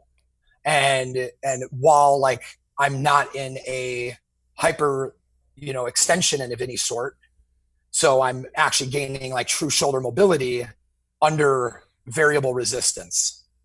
So it's like I show something like that, and it's like people are like, "Fuck yeah," And then I show a photo of my kids, and they're like, "Wah," It's just so. It's been hard to get across what I want to get across on my own, but Strong Coffee is going to deliver because that's what we do. Is the Strong Coffee available on Amazon? And if not, why? No, I am not on Amazon. I think Amazon is, this is my personal belief, right? Fuck Jeff Bezos. That's what you're thinking? Fuck Jeff Bezos. That motherfucker doesn't even pay taxes. So why the fuck should I if I'm selling my shit on his site? Right? 1, 2. Why the fuck do I not get customer information? Right. Right. How am I going to educate a customer about not only why they should take it, but why they continue to take it, and getting them to do the other things in their life to fill the holes? Because you're right. It's not just about coffee. Coffee is just like, for me, Strong Coffee was just like, coffee is conversation. That's what we're having right here. So if I pour this cup for you, let's talk. Like, these are the words I'm saying now. This is what I want you to know. This is what I want you to do. I want you to be fit. I want you to do deadlifts, right? I want you to eat better, right? I want you to wake up and look forward to doing something. Folger said the best part of waking up. I'm saying we just made waking up better again. Oh man. But yeah, Amazon's a tricky bitch. I think, Ray Dalio, if you read the book, Ray Dalio, The 10 Principles, 10 Principles, right? Principles. Huh? I think it's just Principles, called right? Principles? Yeah. Principles. He basically talks about his time when everybody was very heavy into the stocks, and he was focused on the commodities. And when the stock market crashed, the commodities drove up. And if everybody's doing something, then you should be doing the other thing, right? So if everybody's going on Amazon, then I should be looking in the other direction. And that's just kind of how I see it. Maybe. Maybe. Yeah. Maybe. Well, look at what Amazon did this year. So they stopped buying product from brands under a certain revenue value. So if you were a mom and pop shop that was making $500,000 off of Amazon for the last 3 years, you're now making nothing. And you have zero customer information. And they probably make your product, right? And now they're making your product. That's the other thing. Yeah. Exactly. Yeah. Because they have all the metrics, they have all the consumer information, and they know exactly. Like, we have Strong Coffee on Amazon, but we took it down because every time I would look up my product, I would get hit with a Four Sigmatic ad. Right. And I was like, fuck that. I'm like, I'm not on this site to promote other people. Like, they could do their own thing. Like, why is that happening? Like, I didn't pay for that to happen. Like, I'm giving you X dollars and you're trying to take my money from me by giving it to somebody else who has a higher volume of selling their product so you can make more money off of them. Dude, I'm complicated. Yeah. I'm pretty excited now that I'm kind of understanding a little bit more about the Strong Coffee, specifically because I've been kind of a dork for nootropics, like since I discovered them. I've been mixing L-Theanine and caffeine for years, and this is the first that I've ever heard it being in like one package of coffee. I mean, it's been packaged together before. Like you hear of like smart caffeine, but as far as in a coffee, and it doesn't taste by Natural Stacks. Yeah, it was just like a bulk supplement store type of thing. Got it. Yeah. But can you explain for people that might not be as knowledgeable about why combining L-Theanine with caffeine is so beneficial? Yeah, for sure. I mean, awesome question. So matcha has become widely popular recently because it has a lower amount of caffeine and it has naturally occurring L-Theanine. L-Theanine is a precursor to serotonin. So your neurotransmitters and your overall neuro health is based off of like dopamine, serotonin, norepinephrine, like these 4 chemicals that are fluctuating based off of like happiness, fatigue, sadness, like all these different things. Serotonin gives you a great mood elevator and focus potentiator. So when you combine caffeine with L-Theanine and your serotonin goes up based off of that L-Theanine, it will reduce the sympathetic breathing response. So caffeine elevates our heart rate and changes us from diaphragmatic breathing to upper respiratory breathing. And it alters our performance in that way. So like coffee, I jokingly say, if it's not strong coffee, it's weak coffee, because it's not actually making you strong. Like, we don't make strong coffee. We make coffee that makes you strong. Our company is Strong Coffee Company, right? It's not strong coffee. So it's like when I look at L-Theanine, it regulates the breathing response by managing that neurochemistry and not allowing that caffeine to throw you out of whack. And especially for people who are fasting in the morning and drinking coffee, because they're going to have a higher cortisol response, which is going to cause even more of a sympathetic breathing response. So that anxiety is robbing you of energy, right? Because you have like a small tremor in your muscle, right? Like a small shake in your face, where you're like looking around a little bit more. You're burning energy up, and you only have so much of it. So when I think about L-Theanine being in coffee, it's like, why wouldn't it be? It's, coffee today is like your flip phone of like 1990, where it's like, how have we not gotten the iPhone of coffee yet? Right. Like somebody says like coffee is more expensive, so it makes it better. Fuck that. It still has the same problems. Yeah. And then, right. Like, and then if anybody's listening and they're like, well, I don't get like weird tremors in my body. Like that, I don't experience that.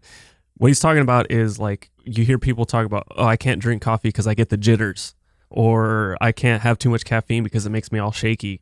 That's what he's talking about. And so with the L-Theanine, which again, when I started messing with everything, like I couldn't have too much caffeine because I have a real sensitive stomach, but adding L-Theanine to caffeine actually kind of mellowed me out, but still gave me the awesome positive benefits of the caffeine. So the fact that it's all in one thing, this is freaking awesome, man. Thanks, man. And and it didn't stop at L-Theanine. So like when we did the original formula, L-Theanine, it wasn't enough. And we did neuro mapping studies because I really wanted to make sure this stuff worked, right? Like I was giving samples to people who are on Adderall on a very regular basis, people who are drinking like 5 energy drinks a day, things like that. And I'm like, switch to this, see what happens. And they're like, yo, I don't drink coffee, right? And I'm like, well, now you do, just try it. And it shifted everything because the neuro factor in there, the clinical data and what it shows for anxiety is absolutely incredible. So when you pair that with the L-Theanine and the L-Tryptophan, the L-Tryptophan, it completes the amino acid profile of the collagen, yes, but L-Tryptophan in itself also is extremely great for dopamine.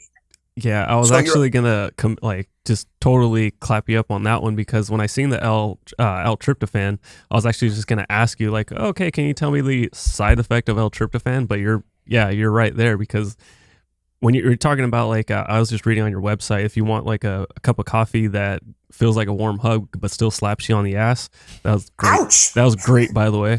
But that's exactly what the L-Tryptophan is going to do, because isn't it just a precursor to like to just more serotonin?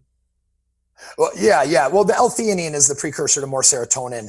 Where tryptophan works with dopamine receptors, but they synergistically work together because serotonin and dopamine, when managed properly, at the right ratio. That's like fucking happiness. Yeah. That's like elation. That's like willpower, right? Like some people will literally say, I feel like doing things after I drink strong coffee.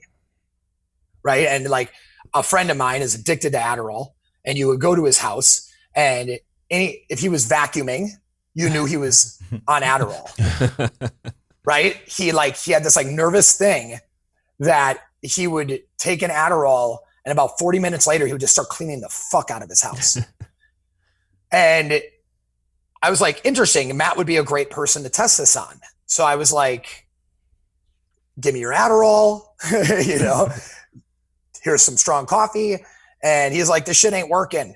And he calls me like 20 minutes later and the vacuum was running. And he's like, oh, I got to get some, I was trying to buy some weed from him. And he was like, oh, I got to finish cleaning my house. And I was like, oh yeah, what are you doing? He's like, drinking that strong coffee. So, my wife has been like the greatest advocate of like how it makes her feel. And she's like, Southside Milwaukee Latin girl. She would tell me if it sucked, if it did. That's sick.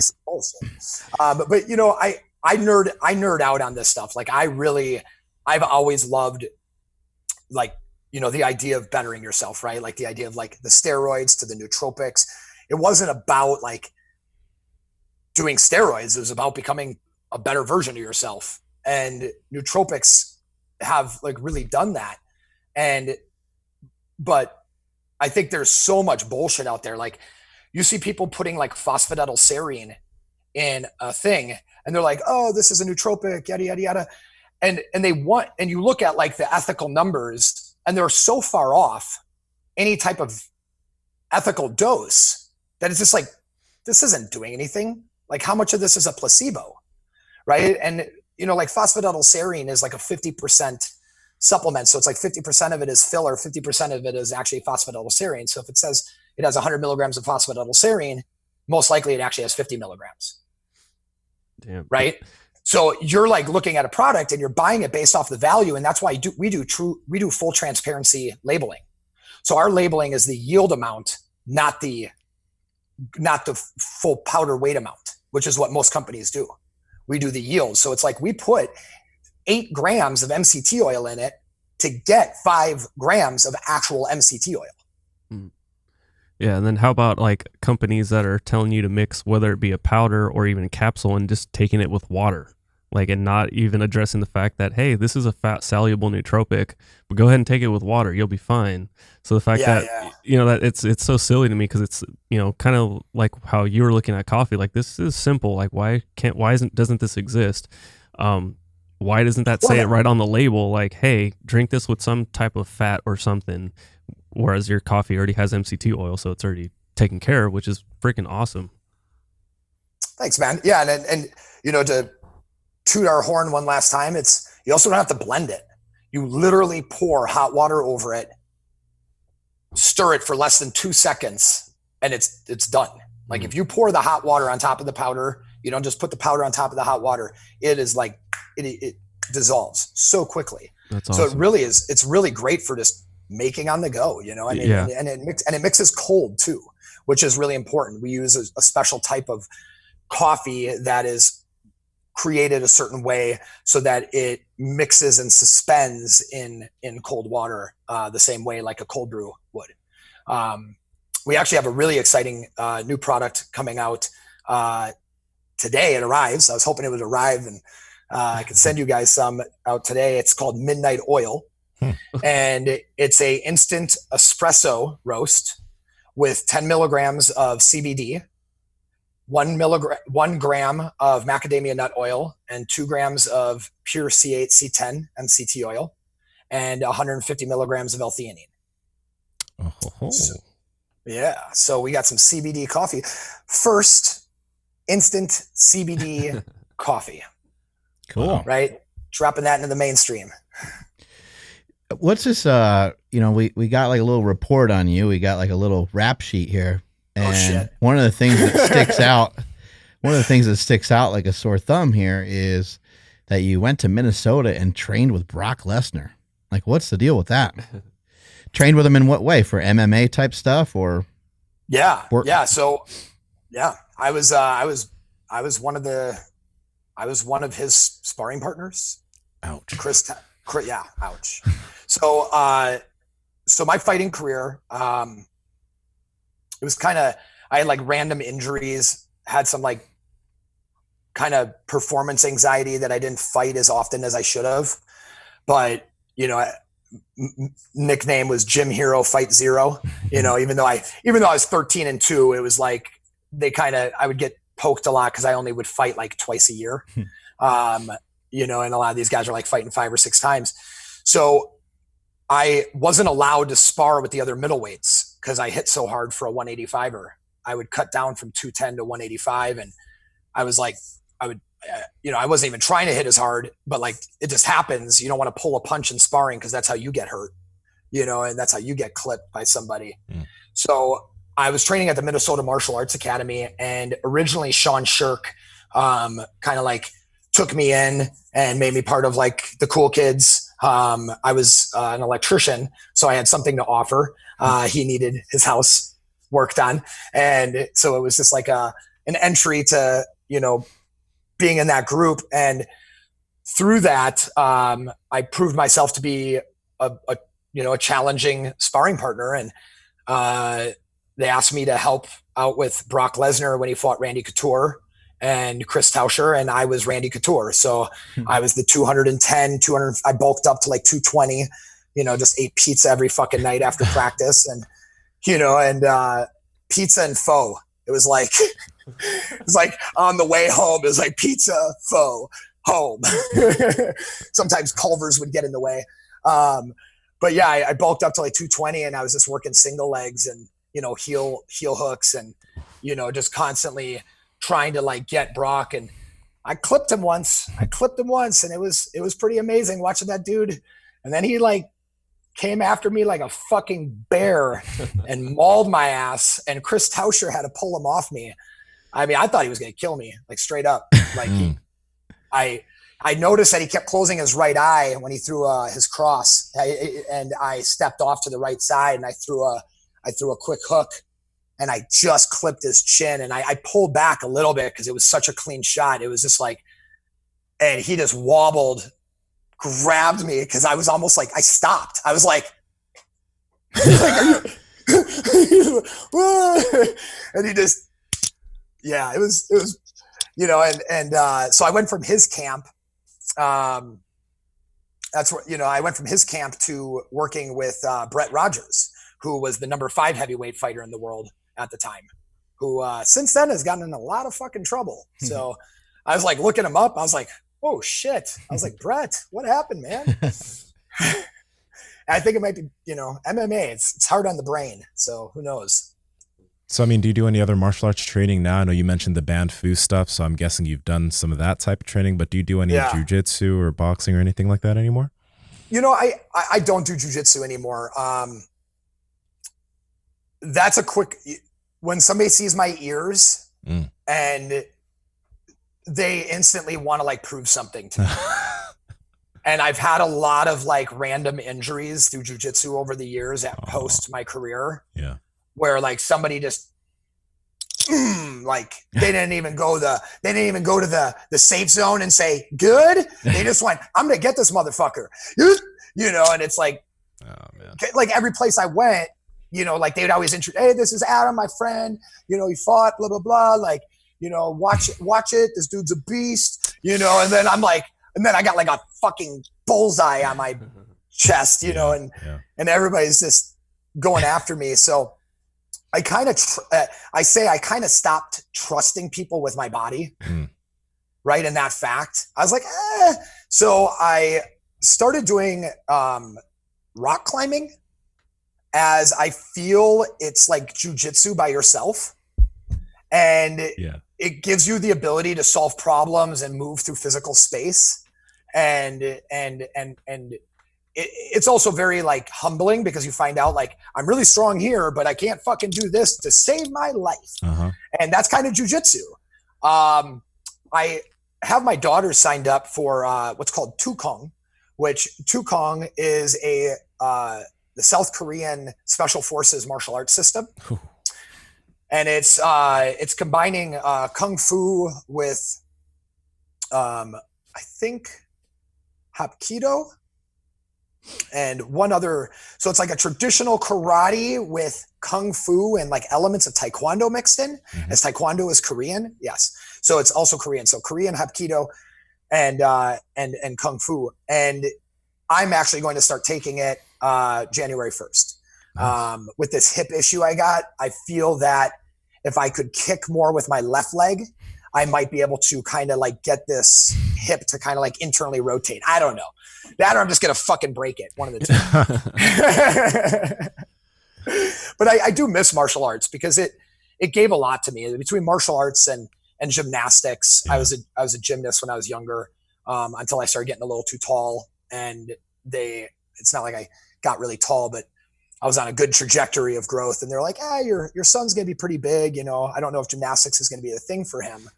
And, you know, I focused on martial arts then and soccer, and martial arts has always been amazing because it, you know, in Tukon, they call it Jumbi, right? But like your focus, you know, like breaking a board or boards is like going up to a deadlift. Mm-hmm. You know, it's like you have to be fully committed or you're fucking yourself up.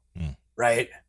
So yeah, martial arts is pretty dope. You guys do anything? I see the snickering in the back. Does he climb instead of doing jujitsu now? No, it's just, you said the climbing thing, and there's a guy here. He's a camera guy, right? And he's like, I want to do jujitsu, but he's gotten to rock climbing. So it's just funny that you said you went from jujitsu to rock climbing. I don't want him to hear this. I want him to do it. Like dirt ball. They're both like dirt ball sports. Yeah. You know, like you go to like any jujitsu guy and like climber, they almost kind of look the same. You're right. You know, like they're a little like stringy, slightly dirty. Their clothes always kind of like being like it's like being like a grungy hippie is cool. Yes. When you're like in jujitsu and climbing. Yeah. People just buy expensive clothes that look like shit. You know? Like, are those pants supposed to be tan on purpose? Yeah. We can have as much fun with this as we want, or you can tell us what it was really like. But I mean, was it part of your agenda to just piss off literally everybody on NBC's show Strong? Because I was actually just looking back, and I did check out the whole show, and I was like, he looks like he was the bad guy. So like, no, looking at you now and kind of like getting to know you, it obviously you probably were kind of fucking around, but like, did they make it obviously seem much worse than it actually was? No, actually it was way worse than they made it seem. Oh, wow. That's even better. You know, yeah, man. I mean, I have no problem. The easiest way for me to explain the way it was is there were a bunch of people there trying to be somebody, and then there was me being myself. Right. So it's like, I literally had people tell me like, hey, you know, just so you know, I'm going to like, every once in a while, maybe I'll like say something to you, like advice wise, cause I'm like trying to like get myself out there as like, you know, some kind of like special coach for motivation or, you know, whatever the fuck it was. Like this kind of shit was happening when the camera's off.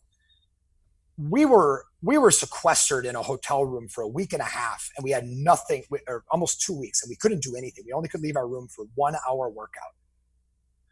And nobody knew that I was like what I did. Everybody was very transparent in what their specialty was. And everybody just thought I was this fighter guy. Nobody knew anything about me. And the whole time I was like literally training in my room. And when we would go to the gym, I would just ride the bike for 1 hour at like a super slow pace, like watch TV and just like ride the bike. And it wasn't that I was like trying to mentally fuck with them. It's just that I wasn't trying to like show them my cards. Right. It's like no poker player says, hey, this is what I got. You know, like, okay, let's go. Right. So it's a TV show still. Like I'm trying to be my real self, but I also know it's a TV show. So these guys didn't know how physically capable I was. You know, they didn't know I could hang with the guy that could squat the heaviest and squat with them and then climb a wall faster than a climber. You know, I've been climbing on and off for years. So it's not like climbing is super new to me. But I've always enjoyed it, you know, so I got on the show starts, we're all not sequestered anymore. So now we're actually forced into the moment. And literally the first day I am getting in a fight with 3 of the cast members over the fact that I'm being obnoxious. And the whole reason I'm being obnoxious is because I was basically like, this is a fitness show and you guys haven't let us eat in 12 hours. And I'm like, you expect me to go out there and perform and for these people to perform? I'm like, how about some fucking food? and I wouldn't let it go. I just kept like, they literally ran to Jack in the Box at like 2 a.m. in Malibu to go get us food because I was like, Damn. I'm like, I'm not fucking letting this go. I'm like, where's my food? Like it's 2 a.m. and we're doing this workout at 2 a.m. after you took us to a mall at 1 p.m. to buy time. Then you drove us out in the middle of nowhere. We stood in a van for 3 hours, no food. And then we go and perform at 2 a.m, haven't eaten since 1. You know, I remember like one guy had like a bag of candy at 1 o'clock when we were watching the movie. Like that was the last thing he ate. And so that kind of like kicked it off. So the show, then I start beating the piss out of everybody. Like every competition I'm winning. And they're just like, the show is literally like, there are clips of people saying, God, I just hope anybody wins but Adam. You know, and it's like, well, of course you're going to have a problem with the guy that's winning and that's getting people kicked off the show. What you didn't see is that it got racial at one point. Ooh. You know, like I picked Leon and Benny, the 2 African-American dudes, to go in the tower together because it was my choice. They were the 2 most physically gifted ones. They were jacked. They were super fast, super strong. Leon played. He was a captain of fucking Maryland as a defensive end. Benny was a running back for Texas, you know, Longhorns. He's a strength coach for Oklahoma, Oklahoma. Like, this is a legit athlete. And I'm like, if there's any way I'm going to win this show, I got to get one of these guys off the show right now. And like, they like pulled the race card. I'm like, my brother is black. I'm like, I'm the furthest from being racist, man. My wife is Mexican. I'm like, how can you sit? I almost cried from like being like yelled at that like I was racist and that like I'm only sending them. You know, I was like, oh, it's a brother thing. And I'm like, what? I was like, what is going on here? I'm like, you guys don't even know each other. He's like, man, we've been this, you know, I'm like, oh my God. I'm like, what's happening here? I'm like, all I wanted to send this person to the tower with this person. like I thought we were just here to work out, train some fucking girls, get them in shape, you know, maybe make some money. It was a good tactic, man. Yeah. What was that? That was a good tactic. It was a good tactic. Yeah, you got to get one of these. Take out the competition early. Yeah, and you're actually the second person we've had on the show from that show. We had Drew Logan a couple of years or a year ago or so now. So that's our boy. He's the one that had the dog that can smell his cortisol levels. I know Drew. Me and him had the biggest beef. Oh, really? Oh, please do tell. Oh, you know, it's funny because Leon, who I got kicked off the show in the first like 3 days, like the guy, he was like, I mean, he wanted to kill me. I mean, like, but him and I became really good friends. Like he let me train out of his gym in Santa Monica for 18 months rent free. Wow. You know, nice. like he never asked me for any money, like didn't care about it. He just wanted to make sure I was okay when I moved to LA. Drew Logan and I, we've like cleared things up a little bit. You know, he was kind of a prick. He called his girl a cunt. Ooh. Like in like the first like couple of days of like knowing each other. And I'm like, dude, I don't give a fuck who she is or what you're doing. Like, don't be calling some girl a cunt. Like, you know, I mean, like it kind of blew my mind. And Drew basically told me that he wished I died of ass cancer, like my dad. Oh, Drew. Goodness, and like man. he like said that shit. And I'm like, you literally are referencing my dad's death and you hope I die like him? Fuck. I'm like, are you fucking mental? He's pretty. You know, I'm like, he's pretty hardcore. I'm like, what is this? I'm like, this is a TV show, Holmes. I'm like, you're lucky the producers are here because I would beat your ass. Damn. There wasn't one person on the show that could have stopped me from thumping them. So it's like, I know for a fact that Drew would never have said that shit to me back then. We're good now, but like he definitely crossed. He definitely crossed the line, you know. And like that's like I didn't know I was getting into that when I went. You know, I mean, I grew up in the Midwest, and like TV was like it was always a dream for me, but I never imagined like how it would be, and I didn't imagine. And when I got there, I didn't ever think it was going to be like that.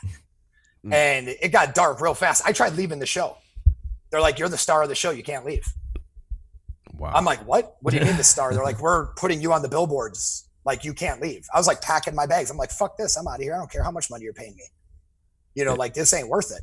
Yeah. Like No, they had an NBC executive fly in from a helicopter to talk me off of leaving. Wow. It was wild. my absolute favorite part of that show is you have the trainers and they're coaching up their trainees, and it's like, hey man, like the workout's only half the battle.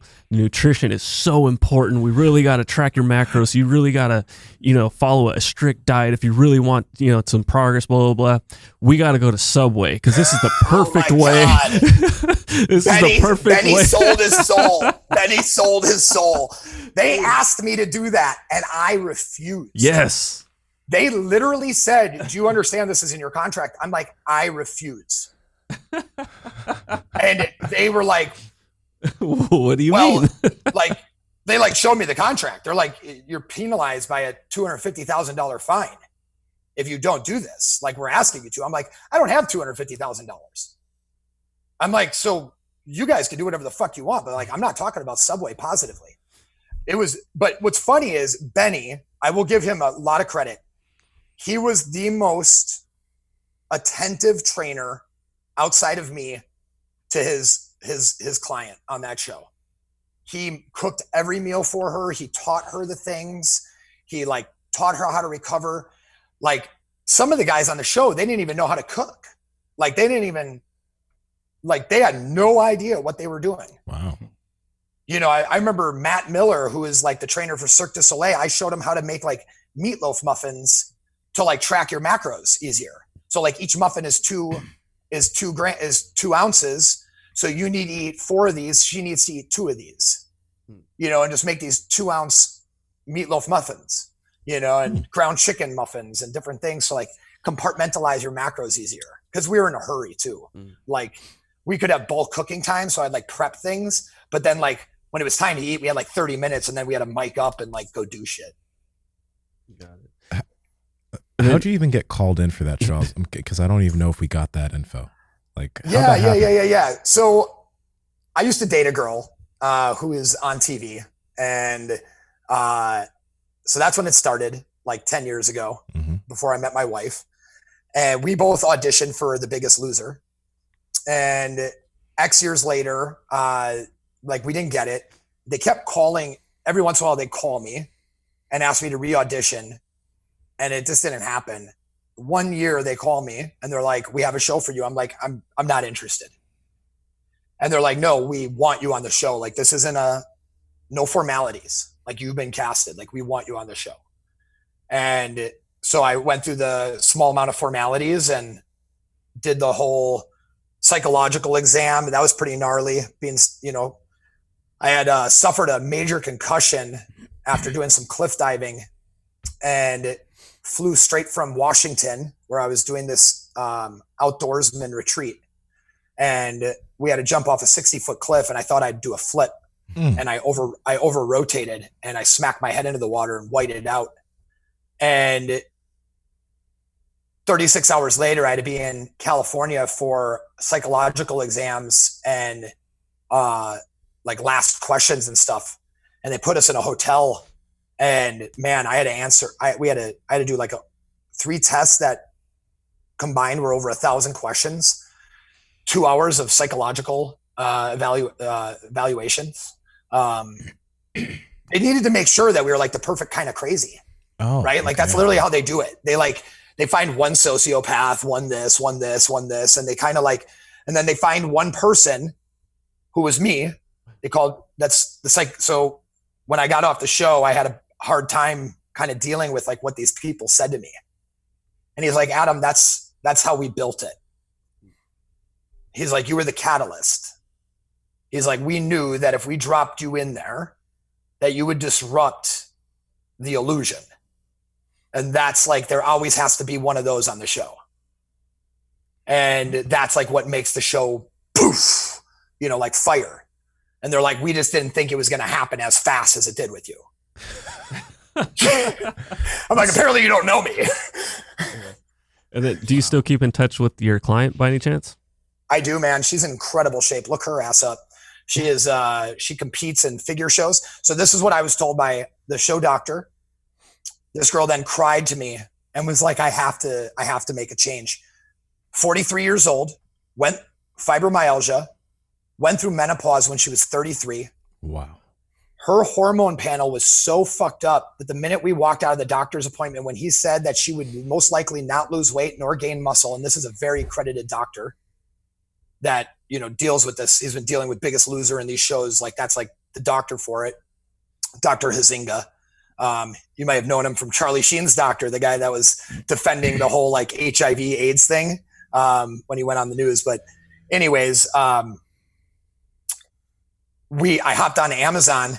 I ordered her progesterone, DHEA, got her on some high amount of omegas. I switched her entire diet to keto, you know, and boom, rest is fucking history. She had the best transformation on the show. She walks around with a 6-pack today.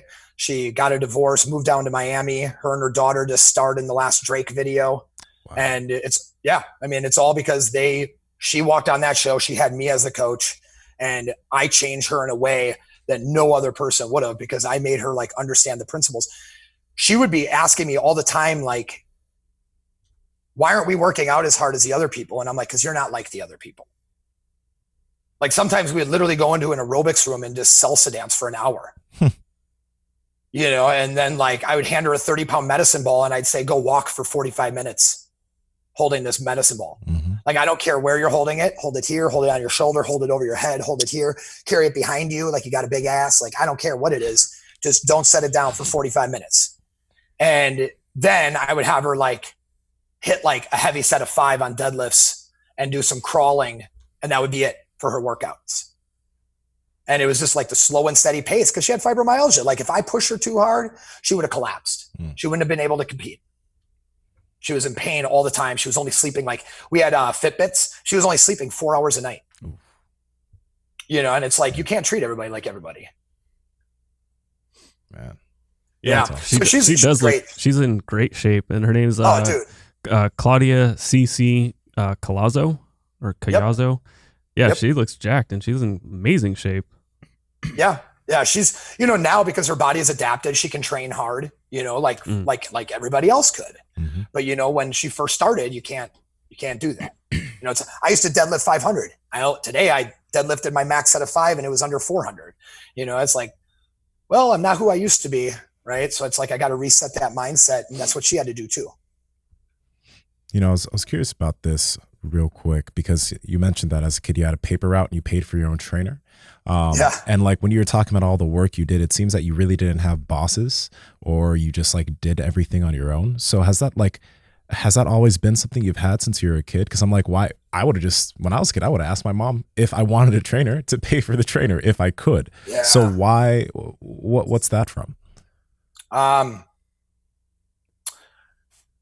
You know, I never knew where I got my entrepreneurial spirit until one day I was doing some medicinal medicine, and I was reminded of the fact that my brother, we were all eating dinner at some like Mexican restaurant somewhere, and he excitedly walked in, and he was like 20, you know, or 22, maybe, something right around there.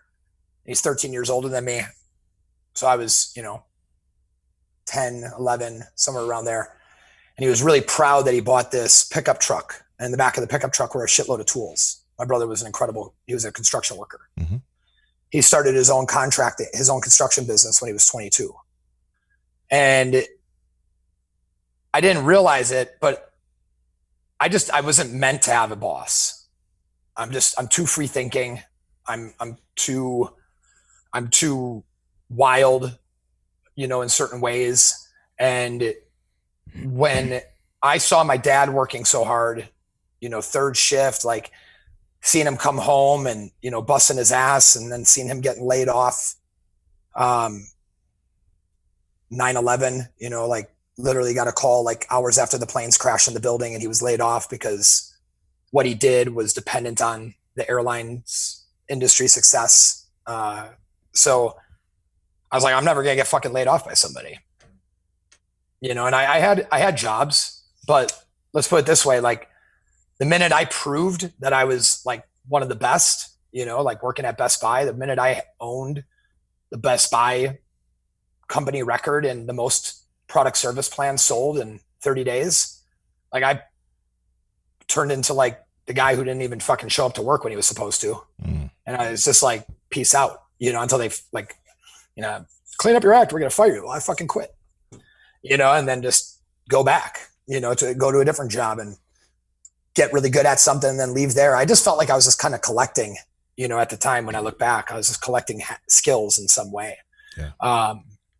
But working for myself is important because I'm creative, and that's like my true drive is like creativity. Like if you look at Strong Coffee, like the branding, like everything I do, it's like, it's me. Like I do that stuff. Like that's like, I love art and creating something, innovating things. And you can't innovate and create if you're working for somebody, because they're the ones that are innovating and creating, and you're just implementing their thoughts.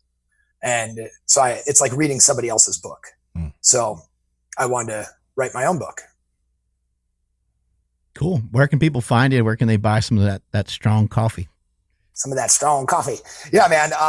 You can find me at Von Rothfelder. That is my last name. Check me out on Instagram, Strong Coffee Company. I care far more about that than I do my own IG. And if you are interested in picking up some strong coffee, check out strongcoffeecompany.com. Awesome, man. Great having you on the show today. Appreciate it. Appreciate you opening up so much to us and talking about a lot of stuff that's not easy to talk about. Much appreciated. Thank you for allowing me to be open. It's as I said, men don't talk much. So this communication right here was cathartic in its own. Yeah. So I really appreciate you guys for having me on and for giving me this moment. Have a great rest of your day. Thank you guys. You too. Man. But that coffee is really fucking good. I liked it. It was really good.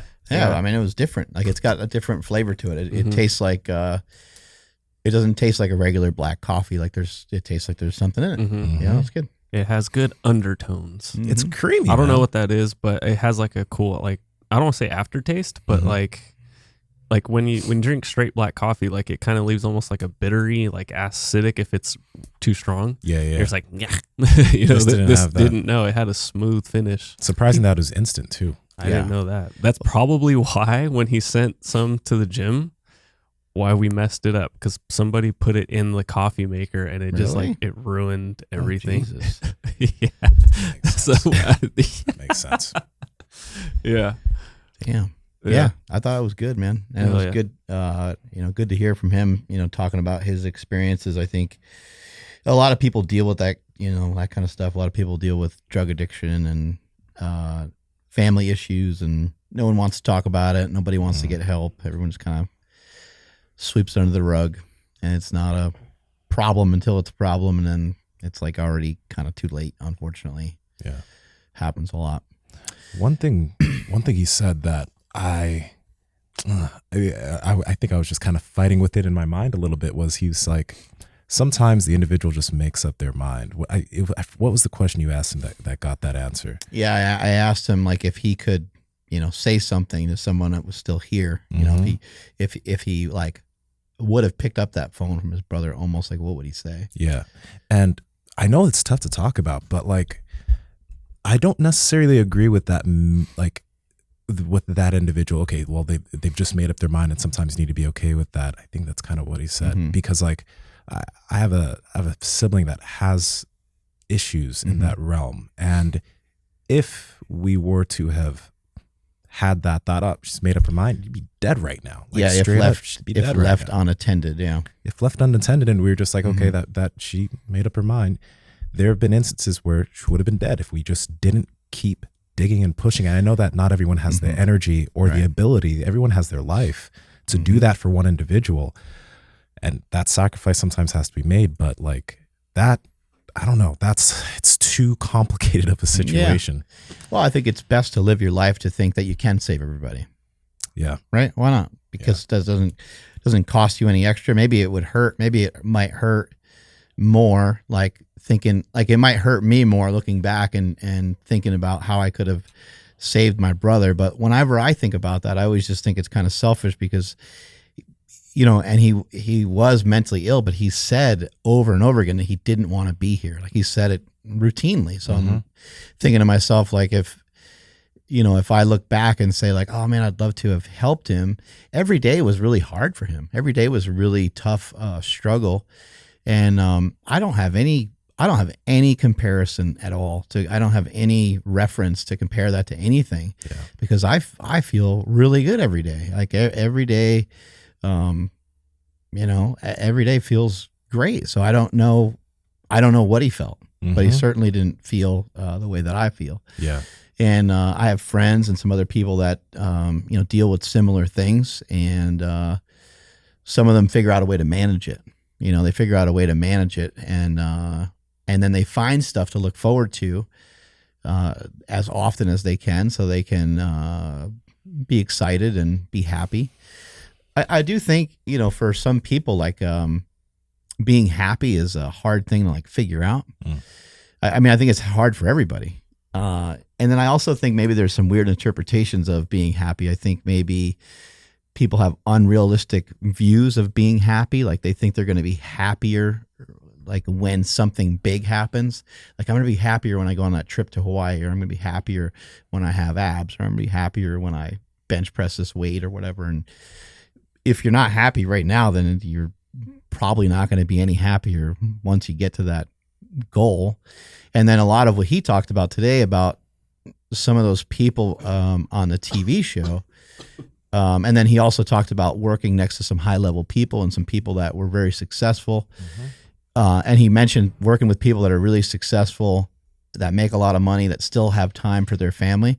Those are people that have deep roots and a good understanding of what the most important things are to them and how they can stay happy, because they recognize that, yes, they could probably get any woman that they want, but they recognize that's not smart because they're married and because they have, these other obligations, these other things that they agreed to that they're being faithful towards, and they're recognizing like, well, I might as well just stay right here and build on this vertical because this makes me really happy. I love hanging out with my daughter. I love hanging out with my kids, or I love, going to this kid's birthday party or whatever it is. And yes, maybe there are some other things that you'd like to do.